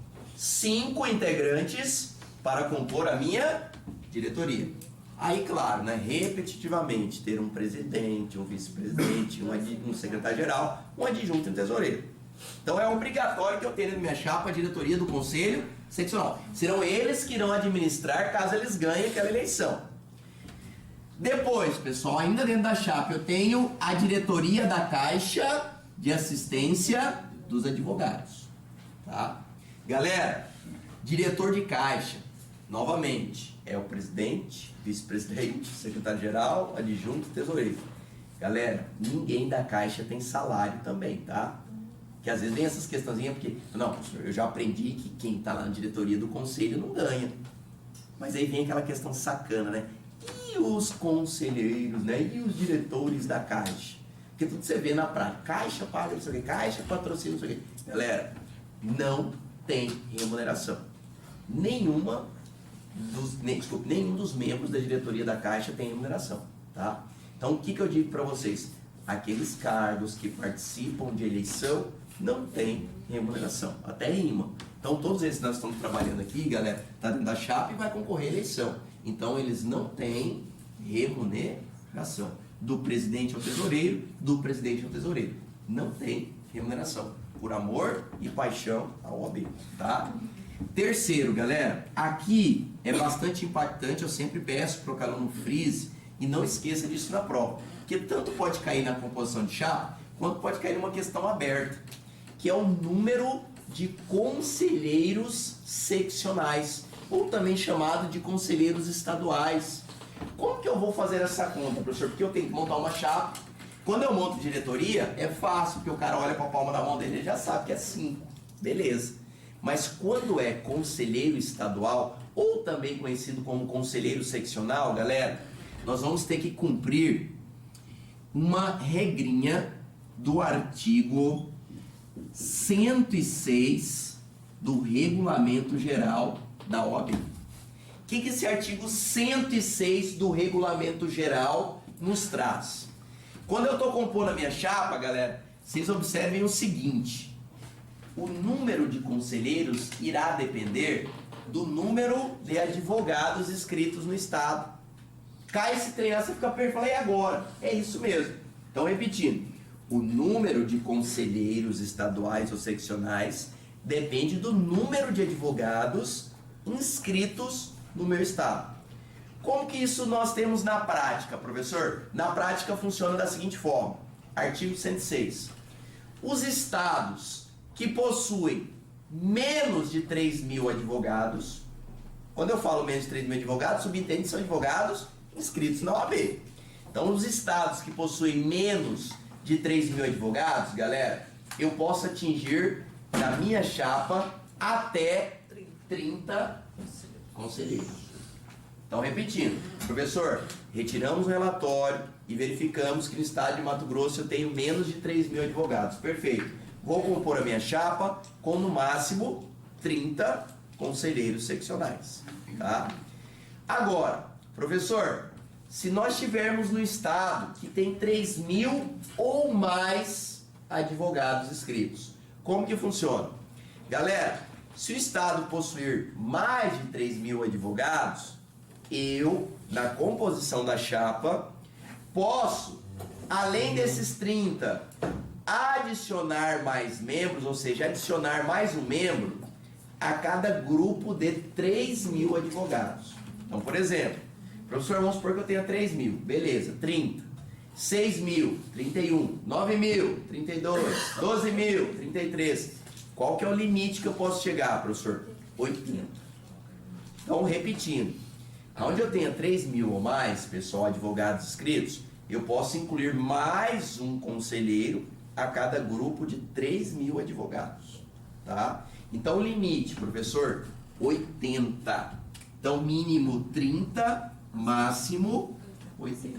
Então, às vezes é fácil decorar assim, né? Para vocês cair lá, mínimo 30, máximo 80, tá? Teve dúvida? Artigo 106 do Regulamento Geral do OAB.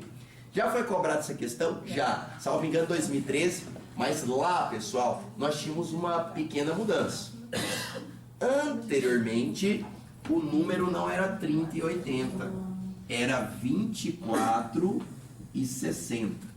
Se cair esses dois números, pessoal, esqueçam na prova, tá? Pelo amor de Deus. Hoje é 30 e 80. 24 e 60 não tá com a gente, tá? Porque às vezes você não lembra de nada, mas você vê um tal de 24, 60 lá, fica esperto. Lembra-se de 30 a 80. 24, 60 tá fora, tá? Antes nós trabalhávamos com a mesma teoria, mas era 24 e no máximo 60. Hoje nós temos 30 e no máximo 80 conselheiros seccionais, também chamado de estaduais. Depois, pessoal, rapidinho, teremos os nossos conselheiros federais. Aqui todo mundo já decorou, né? Quantos temos, né? Sempre 3. Tá, pessoal? Então, 3 conselheiros federais. Não tenho que mudar, tá previsto já em lei, para eu compor a minha chapa. E por último, nós teremos o que, pessoal? Os nossos suplentes, tá? A regrinha hoje é a seguinte, pessoal. Hoje, a lei estabelece que eu não posso ultrapassar meu número de suplentes com mais da metade do número de titulares. Repetindo, o número de suplentes, pessoal, em regra, ele não pode ultrapassar mais da metade, ou seja, mais de 50% do número de titulares, tá? Professor, tem, por exemplo, suplente do presidente, da diretoria do Conselho Seccional? Não, por quê, pessoal? Onde que eu vou ter suplente? Eu posso ter suplente para os conselheiros federais, como para os conselheiros estaduais. Parece uma besteira, a gente fala, isso vai ser besta, né? Não é, porque às vezes vai lá, cara, FGV é danado para colocar isso, né? Vem lá, né? Será composto por um suplente, tal, quanto a diretoria. Esqueça, pessoal, porque na diretoria eu já tenho quem irá substituir, né? Agora, quanto aos conselheiros, não. Então nós poderíamos ter essa composição para os federais, quanto para os estaduais, tá? Então tome muito cuidado. Para eu concorrer à eleição, galera, precisamos desta composição de chapa. Falou em eleição individual no estado, errado. É fake, é falso. Eleição sempre o quê, pessoal? Por composição de chapa. Ah, mas trouxe a questão. Fulano de tal cadastrou a sua eleição individual 6 meses antes no estado X para concorrer a presidente da OAB local. Esqueça, galera, não tem como. Ele só conseguirá registrar a sua chapa, ele só conseguirá registrar a sua candidatura se ele constituir a chapa e lá ele tiver designado como um futuro presidente da diretoria daquela chapa. Senão, ele não tem como concorrer, tá, galera? Não tem outra alternativa dentro das eleições de estado. tá? Então, por isso nós vamos trabalhar bastante eleições de Estado e eleições lá no Conselho Federal, que elas divergem em algumas Tem número características. de chapa para Oi? ser aprovada? Isso, o que acontece, pessoal? Em regra, não existe número de chapas, desde que nós tenhamos a possibilidade de compor os requisitos que hoje são exigidos por lei. Por que nós dizemos isso, pessoal? Porque a cada uma dessas chapas constituídas, não basta simplesmente ser advogado. Além de ser advogado, nós, todos aqui, pessoal, teremos ainda que ter os requisitos exigidos no artigo 63 do Estatuto da OAB. Quais são esses requisitos que estarão lá no Estatuto da OAB, professor, no artigo 63, para ser mais exato? Primeiro, tem que ser advogado. Isso é óbvio, né? Se vir lá uma pergunta falando assim, fulano é bacharel. Esqueça, não pode. Fulano é estagiário devidamente inscrito na OAB e paga a sua unidade. Piorou. Tá? Então notem, galera, é só advogado. Advogado é o que está escrito na OAB. Tá? Bacharel não é advogado. Então a gente toma muito cuidado com isso. Vem essas pegadinhas. É igual quando a gente fala de sociedade de advogados, né? Quem faz parte como sócio da sociedade de advogados? Cara, 2014 caiu essa questão. Aí o aluno, professor, você acha que eu vou errar? Sociedade de advogado, advogado. Aí ele já marcou a questão e já pulou pronto. Ele leu lá de novo. Cara, mas a B fala que além do advogado também poderá ser sócio o estagiário que esteja com a sua unidade em dia. O cara, e agora? Porque um amigo meu me falou que ele está com uma sociedade com advogado e ele é estagiário. Aí pronto, vira aquela bola de neve, fica igual louco na prova, já come a prova. Não precisa. Não tem exceção. Então aqui, nós vamos trabalhar nessas mesmas circunstâncias. Por isso que eu peço que vocês tomem cuidado. Esqueceu das características? Vai lá no artigo 63. Primeiro, ser advogado. Ser advogado. Advogado é que é escrito na OAB. 2, facinho. Tem que estar em dia com a anuidade. Tá devendo, galera? Esqueça, você não vai se candidatar. Salvo se você quitar as suas dívidas. Mesmo se tiver parcelado? Pois é. Aí é claro que se parcelar, nós estaremos num critério de adimplência. Porque eu fiz o quê? Um acordo sobre aquela dívida. Aí beleza. O que acontece? Se eu estiver devendo, não participo. Mas a lei nos traz que se eu formalizar um acordo ou quitar a dívida no prazo de até 30 dias anteriores à data de eleição, eu posso participar.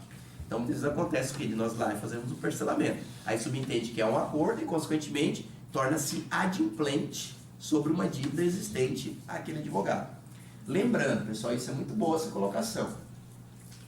O advogado que está inadimplente com a OAB, ele pode ser executado, tá? Se a OAB perguntar isso para você, não tem nada de especial lá não. Lei de execução. Pessoal, novo Código de Processo Civil, execução sobre aquele título e acabou, tá? Não tem lei especial, não tem aplicabilidade especial, porque já caiu isso. Ah, porque vai lá, a lei de responsabilidade fiscal será aplicada ao advogado que deve... Não tem nada disso, galera.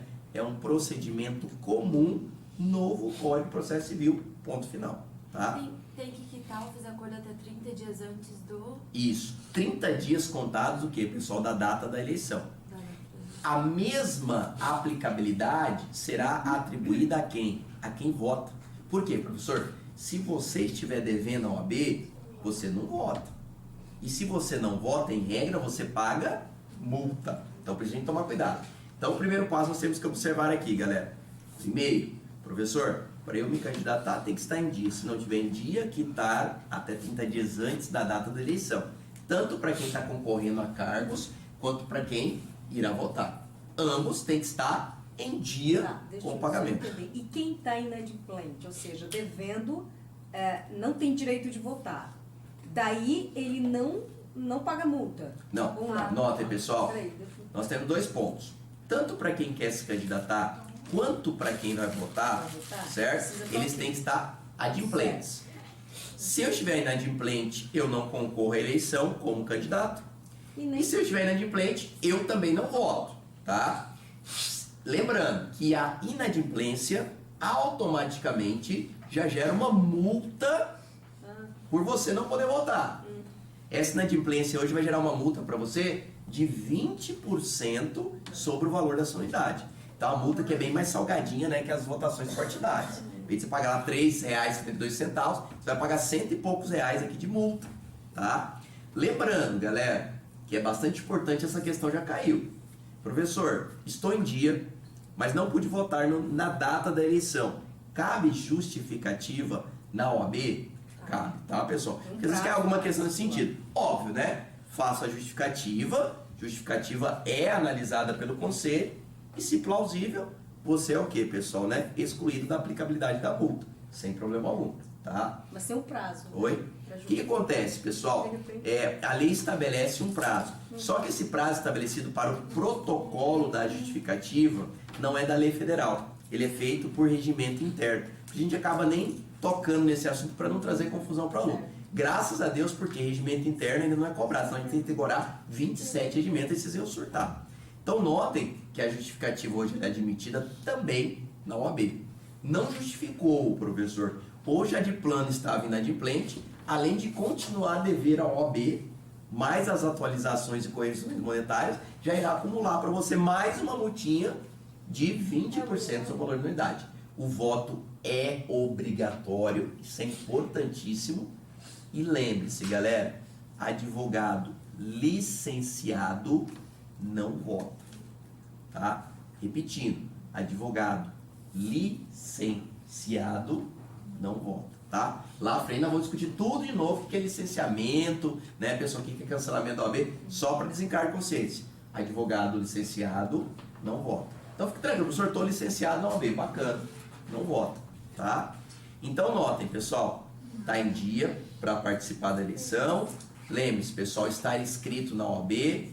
Terceiro, galera, importantíssimo, não posso ter procedimento disciplinar condenatório transitado em julgado, tá? Então, quando você abre o artigo 63, já fala, aquele que irá concorrer às eleições não pode possuir procedimento disciplinar condenatório transitado em julgado, tá?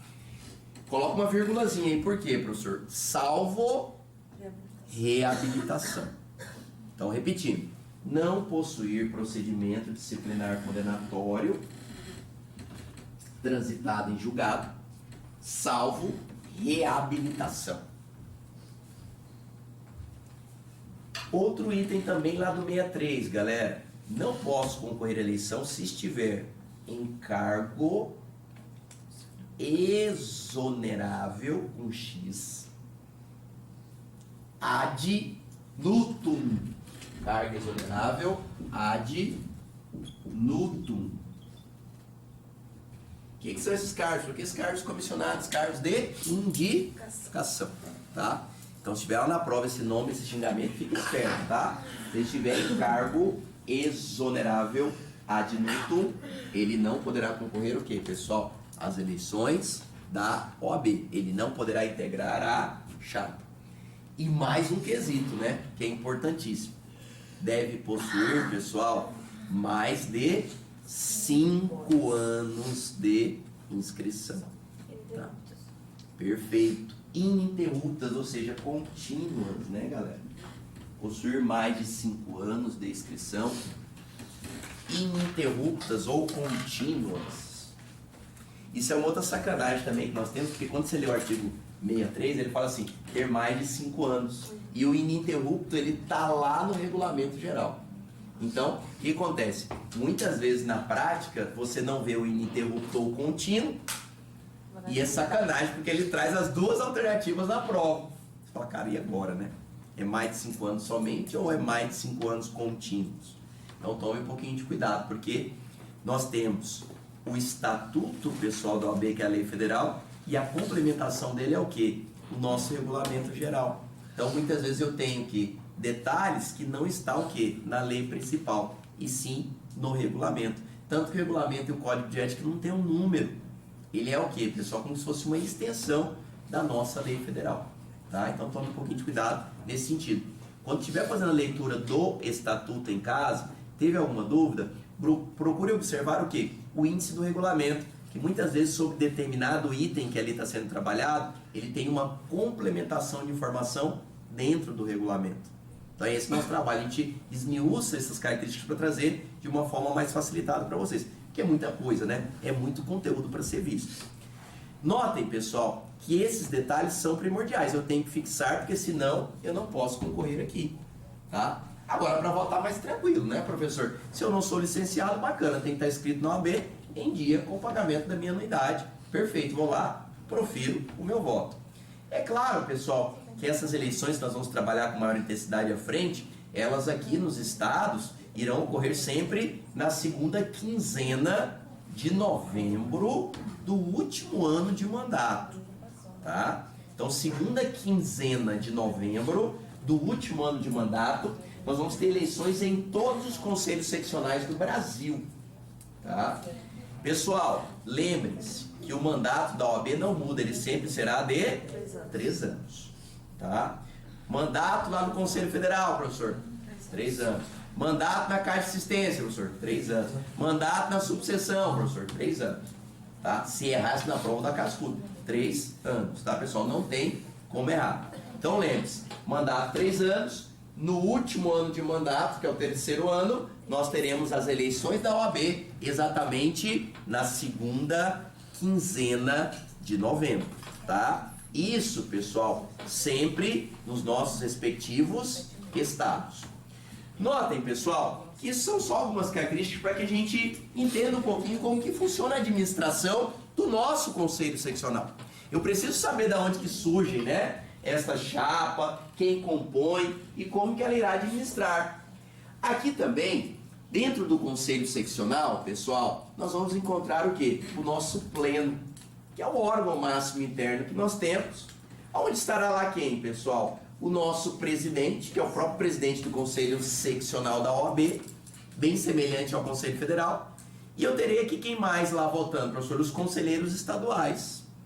Então o pleno vai estar presente todos os nossos conselheiros e o nosso presidente do conselho seccional. Aqui, pessoal, nós temos características bastante semelhantes à do Conselho Federal. Por quê? O presidente do estado também tem o seu voto de qualidade. Ou seja, ele manifesta o seu voto em que sentido, professor? Quando tenhamos empate das matérias que ali estão sendo debatidas, tá? Então lembre-se, mesma coisa eu aplico nos estados. Presidente só vota para desempate. Voto este não é sabão em pó Minerva, é voto de qualidade. Aqui nós somos chiques, tá? Então o voto de qualidade será atribuído ao presidente, certo, pessoal? Do conselho seccional. Outro ponto importante que há tempos não cai.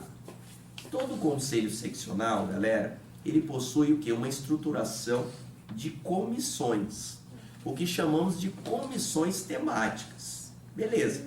Temos número de comissões temáticas? Não. Então pode ser apresentado projetos de temas específicos, né? E passar por análise do conselho seccional e ser aprovado, beleza. Comissão de consumidor, comissão de tributário, comissão de diversidade sexual e assim por diante. Mas não é isso que eu acho importante. Eu acho importante, e que há tempos não cai, as 3 comissões obrigatórias nos nossos conselhos seccionais. Porque se cair lá, nós temos que matar essa, né? Que é fácil.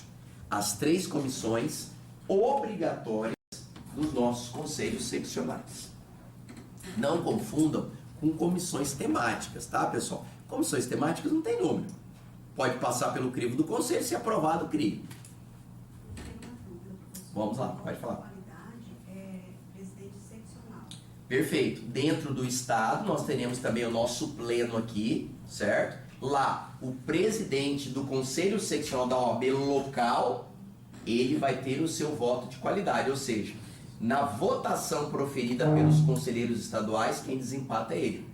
E este voto proferido por ele para desempatar também é chamado de voto de qualidade. Isso é do estado. Perfeito. Então, todo estado ele tem a mesma composição. Então, se eu vir aqui no estado de Mato Grosso, aqui eu tenho Leonardo Pio Campos como nosso presidente da OAB Mato Grosso. Então ele vai estar lá na sessão do pleno, aqui de Mato Grosso, no nosso conselho.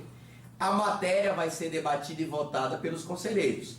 Se houver um empate, Leonardo desempata, com o voto de qualidade que ele possui. Então lembre-se, voto de qualidade, sempre proferido pelo presidente, no caso de empate de uma determinada matéria de competência do pleno. Tá? Então é bem semelhante, né, pessoal, os poderes existentes a nível estadual com os poderes atribuídos lá em cima a nível federal. Tá? Então voto de qualidade tanto tem lá quanto teremos aqui. Cada um é óbvio, né, dentro das suas competências. Essas 3 comissões obrigatórias, galera, que nós temos, faz tempo que não cai. Toda vez eu friso. Falei, vai cair. Lá vai que no exame 29 ela esteja lá. Já eu estou calculando, porque você acertou a primeira, já falta mais 38 só para chegar a êxito, né? Vai dar certo. Galera, as 3 comissões obrigatórias que hoje nós temos são as seguintes. Primeira, Comissão de Direitos Humanos. Então, todo estado que você chegar, que hoje tem o AB, você vai pisar lá. Qual que é a primeira comissão que você vai ver? Comissão de Direitos Humanos. Tá? Eu sempre brinco, lembra do corintiano, né? Comissão de Direitos... Brincadeira. Comissão de Direitos Humanos, né? Sempre acontece uma rebelião, né? Tipo, tá filmando lá, filma lá, rebelião, aparece os caras com a camisa do Corinthians, né? Lá na penitenciária, tá brincando. Aí, o que acontece? Chama a Comissão de Direitos Humanos. Então, lembre-se, galera, a Comissão de Direitos Humanos é obrigatória. Obrigatória. Não é comissão temática, tá? Segundo, Comissão Orçamentária. Comissão Orçamentária. Comissão Orçamentária. Professor, Sim. essas são obrigatórias? Isso, essas 3 que nós estamos manifestando são obrigatórias em todos os conselhos seccionais. Chegou nos 27 conselhos hoje, todos eles têm essas 3, tá? As outras, pessoal, são meramente temáticas. Então pode acontecer de eu ter, por exemplo, Comissão de Diversidade Sexual aqui em Mato Grosso e não tem em São Paulo, por exemplo, tá? Por isso que o tema, por isso que a circunstância já estabelece.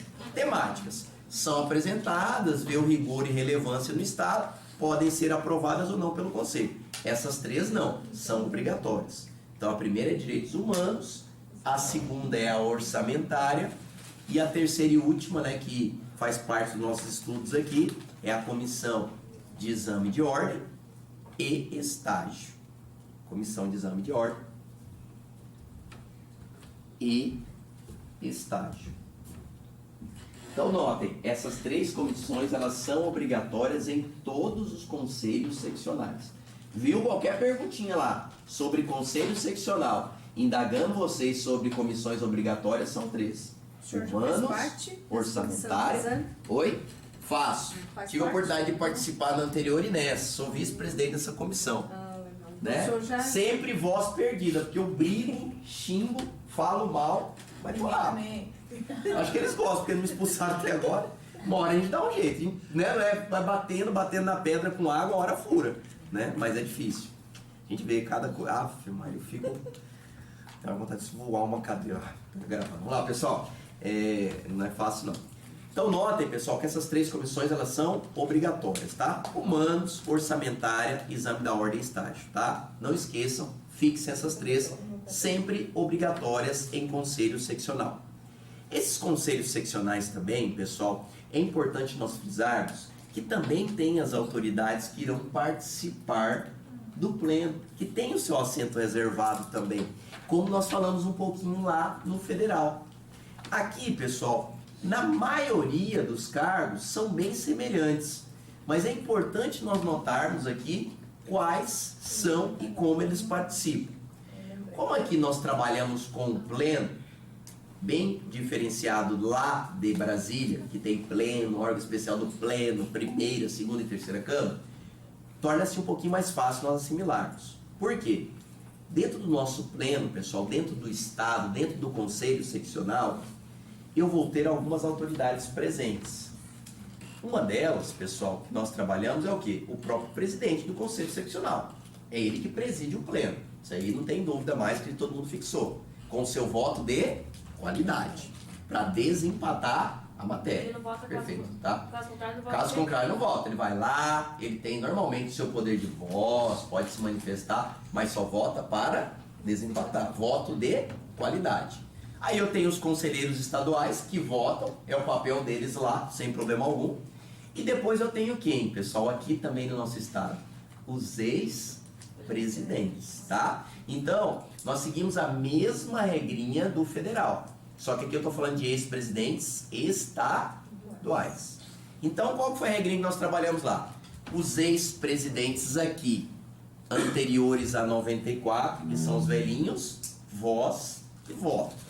Se for novinho, posterior a 94, que é o ano do nosso estatuto, somente voz, tá? Então, a mesma regrinha nós atribuímos aos estaduais, com as mesmas regrinhas atribuídas aqui, pessoal, aos federais. Cada um dentro da sua jurisdição, tá? Então, tá aqui em Cuiabá, tô dentro do Conselho Seccional de Mato Grosso, lembre-se, os ex-presidentes daqui têm assento reservado nas sessões do pleno daqui, e se ele for anterior a 94, além de falar, ele vota. Se ele for posterior a 94, ele só fala, ele só tem poder de voz nas sessões, tá? Salvo me engano, acho que eu conheço só um aqui no estado de Mato Grosso hoje vivo, que é anterior a 94, tá, pessoal?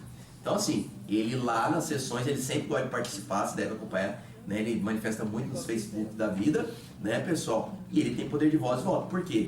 Presidiu o OAB anterior a 1994, tá? Então, tome muito cuidado nesse sentido.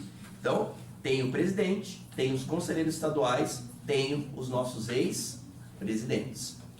Aqui, pessoal, é sempre importante também nós frisarmos alguns outros detalhes. Por quê?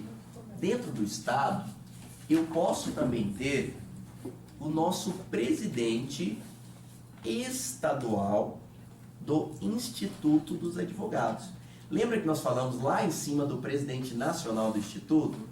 Aqui no estado eu posso ter o quê? Um presidente estadual.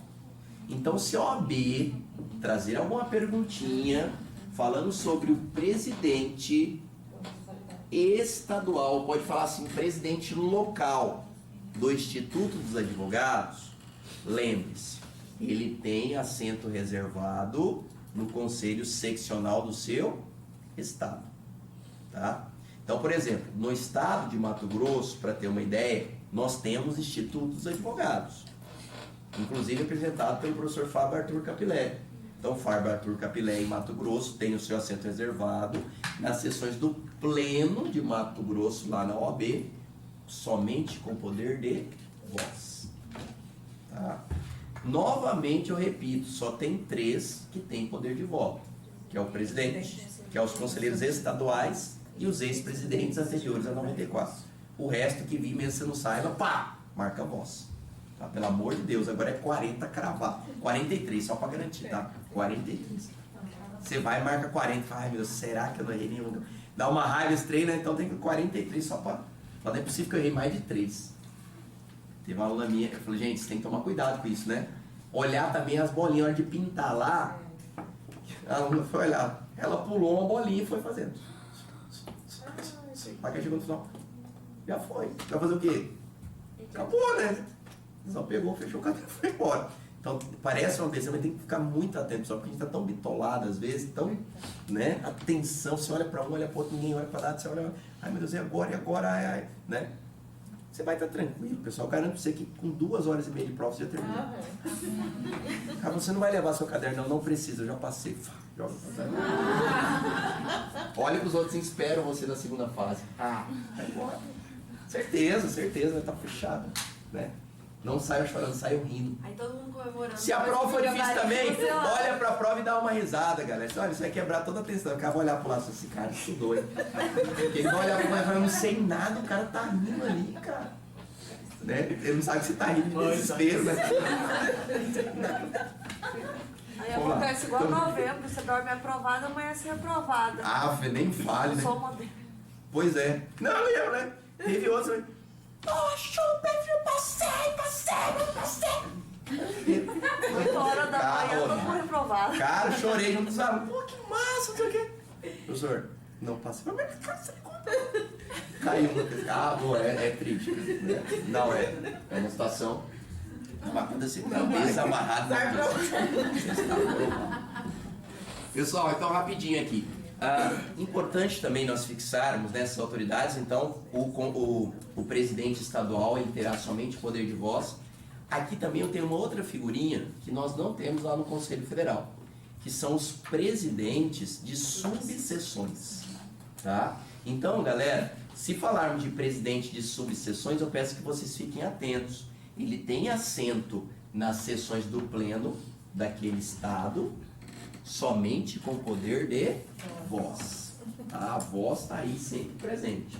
Então, os presidentes de conselhos seccionais terão assento reservado, somente com poder de voz. Outra autoridade também, pessoal, que tem assento reservado aqui.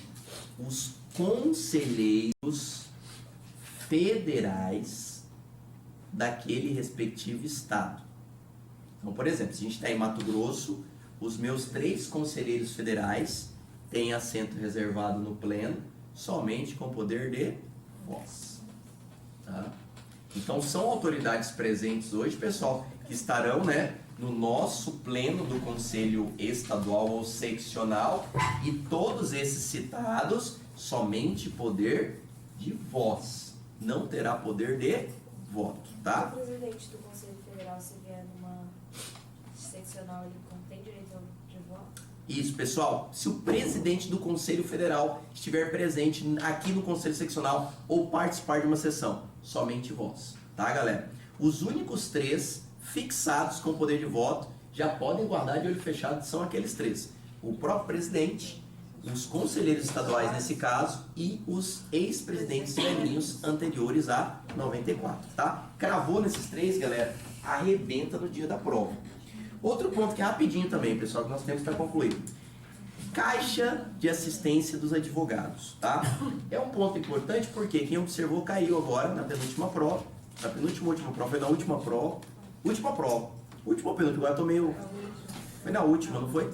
Pessoal, um ponto importante que eu falo de caixa de assistência dos advogados, que parece uma besteira, até tinha frisado também nos outros cursinhos passados, foi o seguinte: a caixa de assistência dos advogados, pessoal, ela possui autonomia e independência. O que o aluno está errando muito na prova da OAB que eu observei?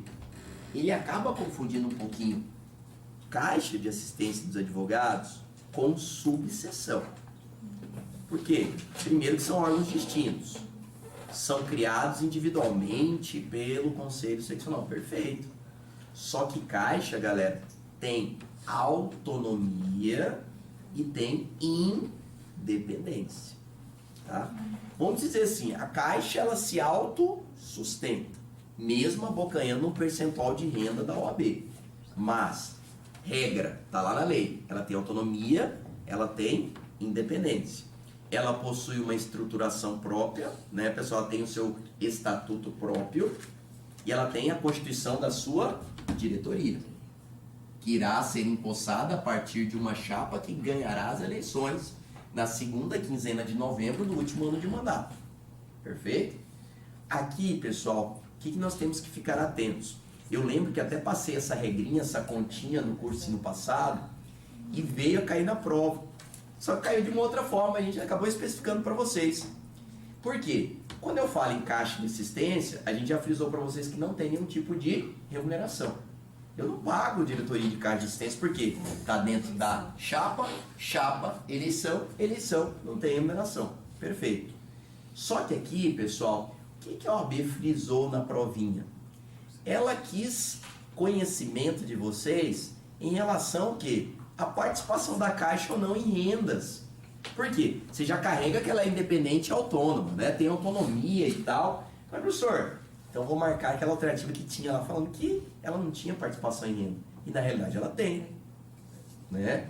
E é uma continha, pessoal, que muitas vezes o aluno está carregando de forma equivocada. São 2 artigos hoje presentes dentro do regulamento geral da OAB. Para ser mais exato, é o nosso artigo 56 e 57 do Regulamento Geral da OAB. Por quê, professor? Quem guardou esse detalhezinho matou a Paula na prova. O artigo 56 e 57, ele traz dois detalhes importantíssimos. Mesmo tendo independência e autonomia a Caixa de Assistência de Advogados, nós iremos observar que a Caixa, por lei federal, terá direito a 50% das anuidades após as deduções previstas em lei. 20%. Tá? Então, às vezes o aluno ele carrega e fala, cara, mas é muita grana, galera. Então a gente tem que começar a observar detalhes. Quando eu falo assim, 50% das anuidades após as deduções previstas em lei, traduzindo, ela tem direito a metade do que sobra. Porque quando eu falo 50% após, não entendeu? 50 é metade. Pessoal, ela tem direito a metade do que sobra, porque tem uma dedução prevista em lei. Por isso que é importante sabermos dois artigos. Um fala que ele tem direito a metade do que sobra, ou seja, 50%. E o outro estabelece, o outro artigo, qual é essa dedução que está prevista na lei, que está lá discriminado. Hoje, funciona da seguinte forma para a gente fechar com chave de ouro, galera. Esta dedução prevista, ela vai trabalhar assim. Que lá vai que cai de novo, porque eu duvido nada dessa figura. Esta dedução prevista no artigo 56 e 57, ela fala que é de 60%. Tá? Então 60%, pessoal, já é tirado da renda quanto a essa unidade. Vai lá, bum! Nós temos dedução de 60%. Aí que tá. Hoje o nosso regimento, o nosso regulamento, ele estabelece como é diluído esse 60%. O senhor não cai em matemática, não, eu não duvido nada, ele vai perguntar tantos por cento é para tal lugar, tantos... Perguntou lá, se não souber, já dançou. Aqui, pessoal, nós temos uma previsão bastante tranquila, por quê? Nós iremos trabalhar com 3% dos 60% destinados ao que chamamos de fundo cultural. Fundo cultural. OAB pode ser sacana e perguntar para você o seguinte: quem administra o fundo cultural? A lei estabelece que quem administra o fundo cultural é a ESA, Escola Superior da Advocacia. Só na lei mesmo, que eu trabalhei na ESA, nunca vi esse fundo, mas sim, tá, pessoal? Na lei, que é importante para nós, que vai ser a questão número 3, aí vai faltar mais 37, tá? Lembre-se, é a ESA. 2%, galera, teremos para a famosa FIDA, que é um fundo específico que nós temos na OAB, destinado o quê, pessoal? Ao advogado. Na lei também é lindo, tá na prática, tá gravando, mas é, meio, tá. Mas a lei estabelece. Então, onde está estudando para a OAB, para a prova, lembre-se, 2% para esse fundo que nós temos. E aqui é importante frisarmos, quem administra, professor? Diretoria do Conselho Seccional. Diretoria do Conselho Seccional. Tá? Diretoria do Conselho Seccional. Rapidinho, só pra gente fechar. Aqui, pessoal, nós temos 10% abocanhados pelo Conselho Federal. Tá? É grana pra caramba. 10% para o Conselho Federal. E, por último, os 45%, pessoal, restantes aqui dessa continha, eles são aplicados na manutenção e administração do próprio Conselho Seccional. Então, repetindo, os 45% serão aplicados na manutenção e na própria administração do nosso Conselho Seccional. Ele sobra 40 e fica 20. Oi? Pois é, aí na prática o que acontece? Por que a gente fala que ele abocanha metade do que sobra? Porque se deduziu 60, sobrou 40, né? Ele abocanha metade, na prática seria 20%. Óbvio, difícil a OAB perguntar para você, né? 20%. Mas a gente é bom, nós sabemos como que dilui, porque lá vai que ele traz algum desses percentuais, que não é de duvidar, e você já fixe. Beleza, galera? Obrigado pela participação de vocês. Um bom friozinho de final de semana. E até a próxima. Clique-claque.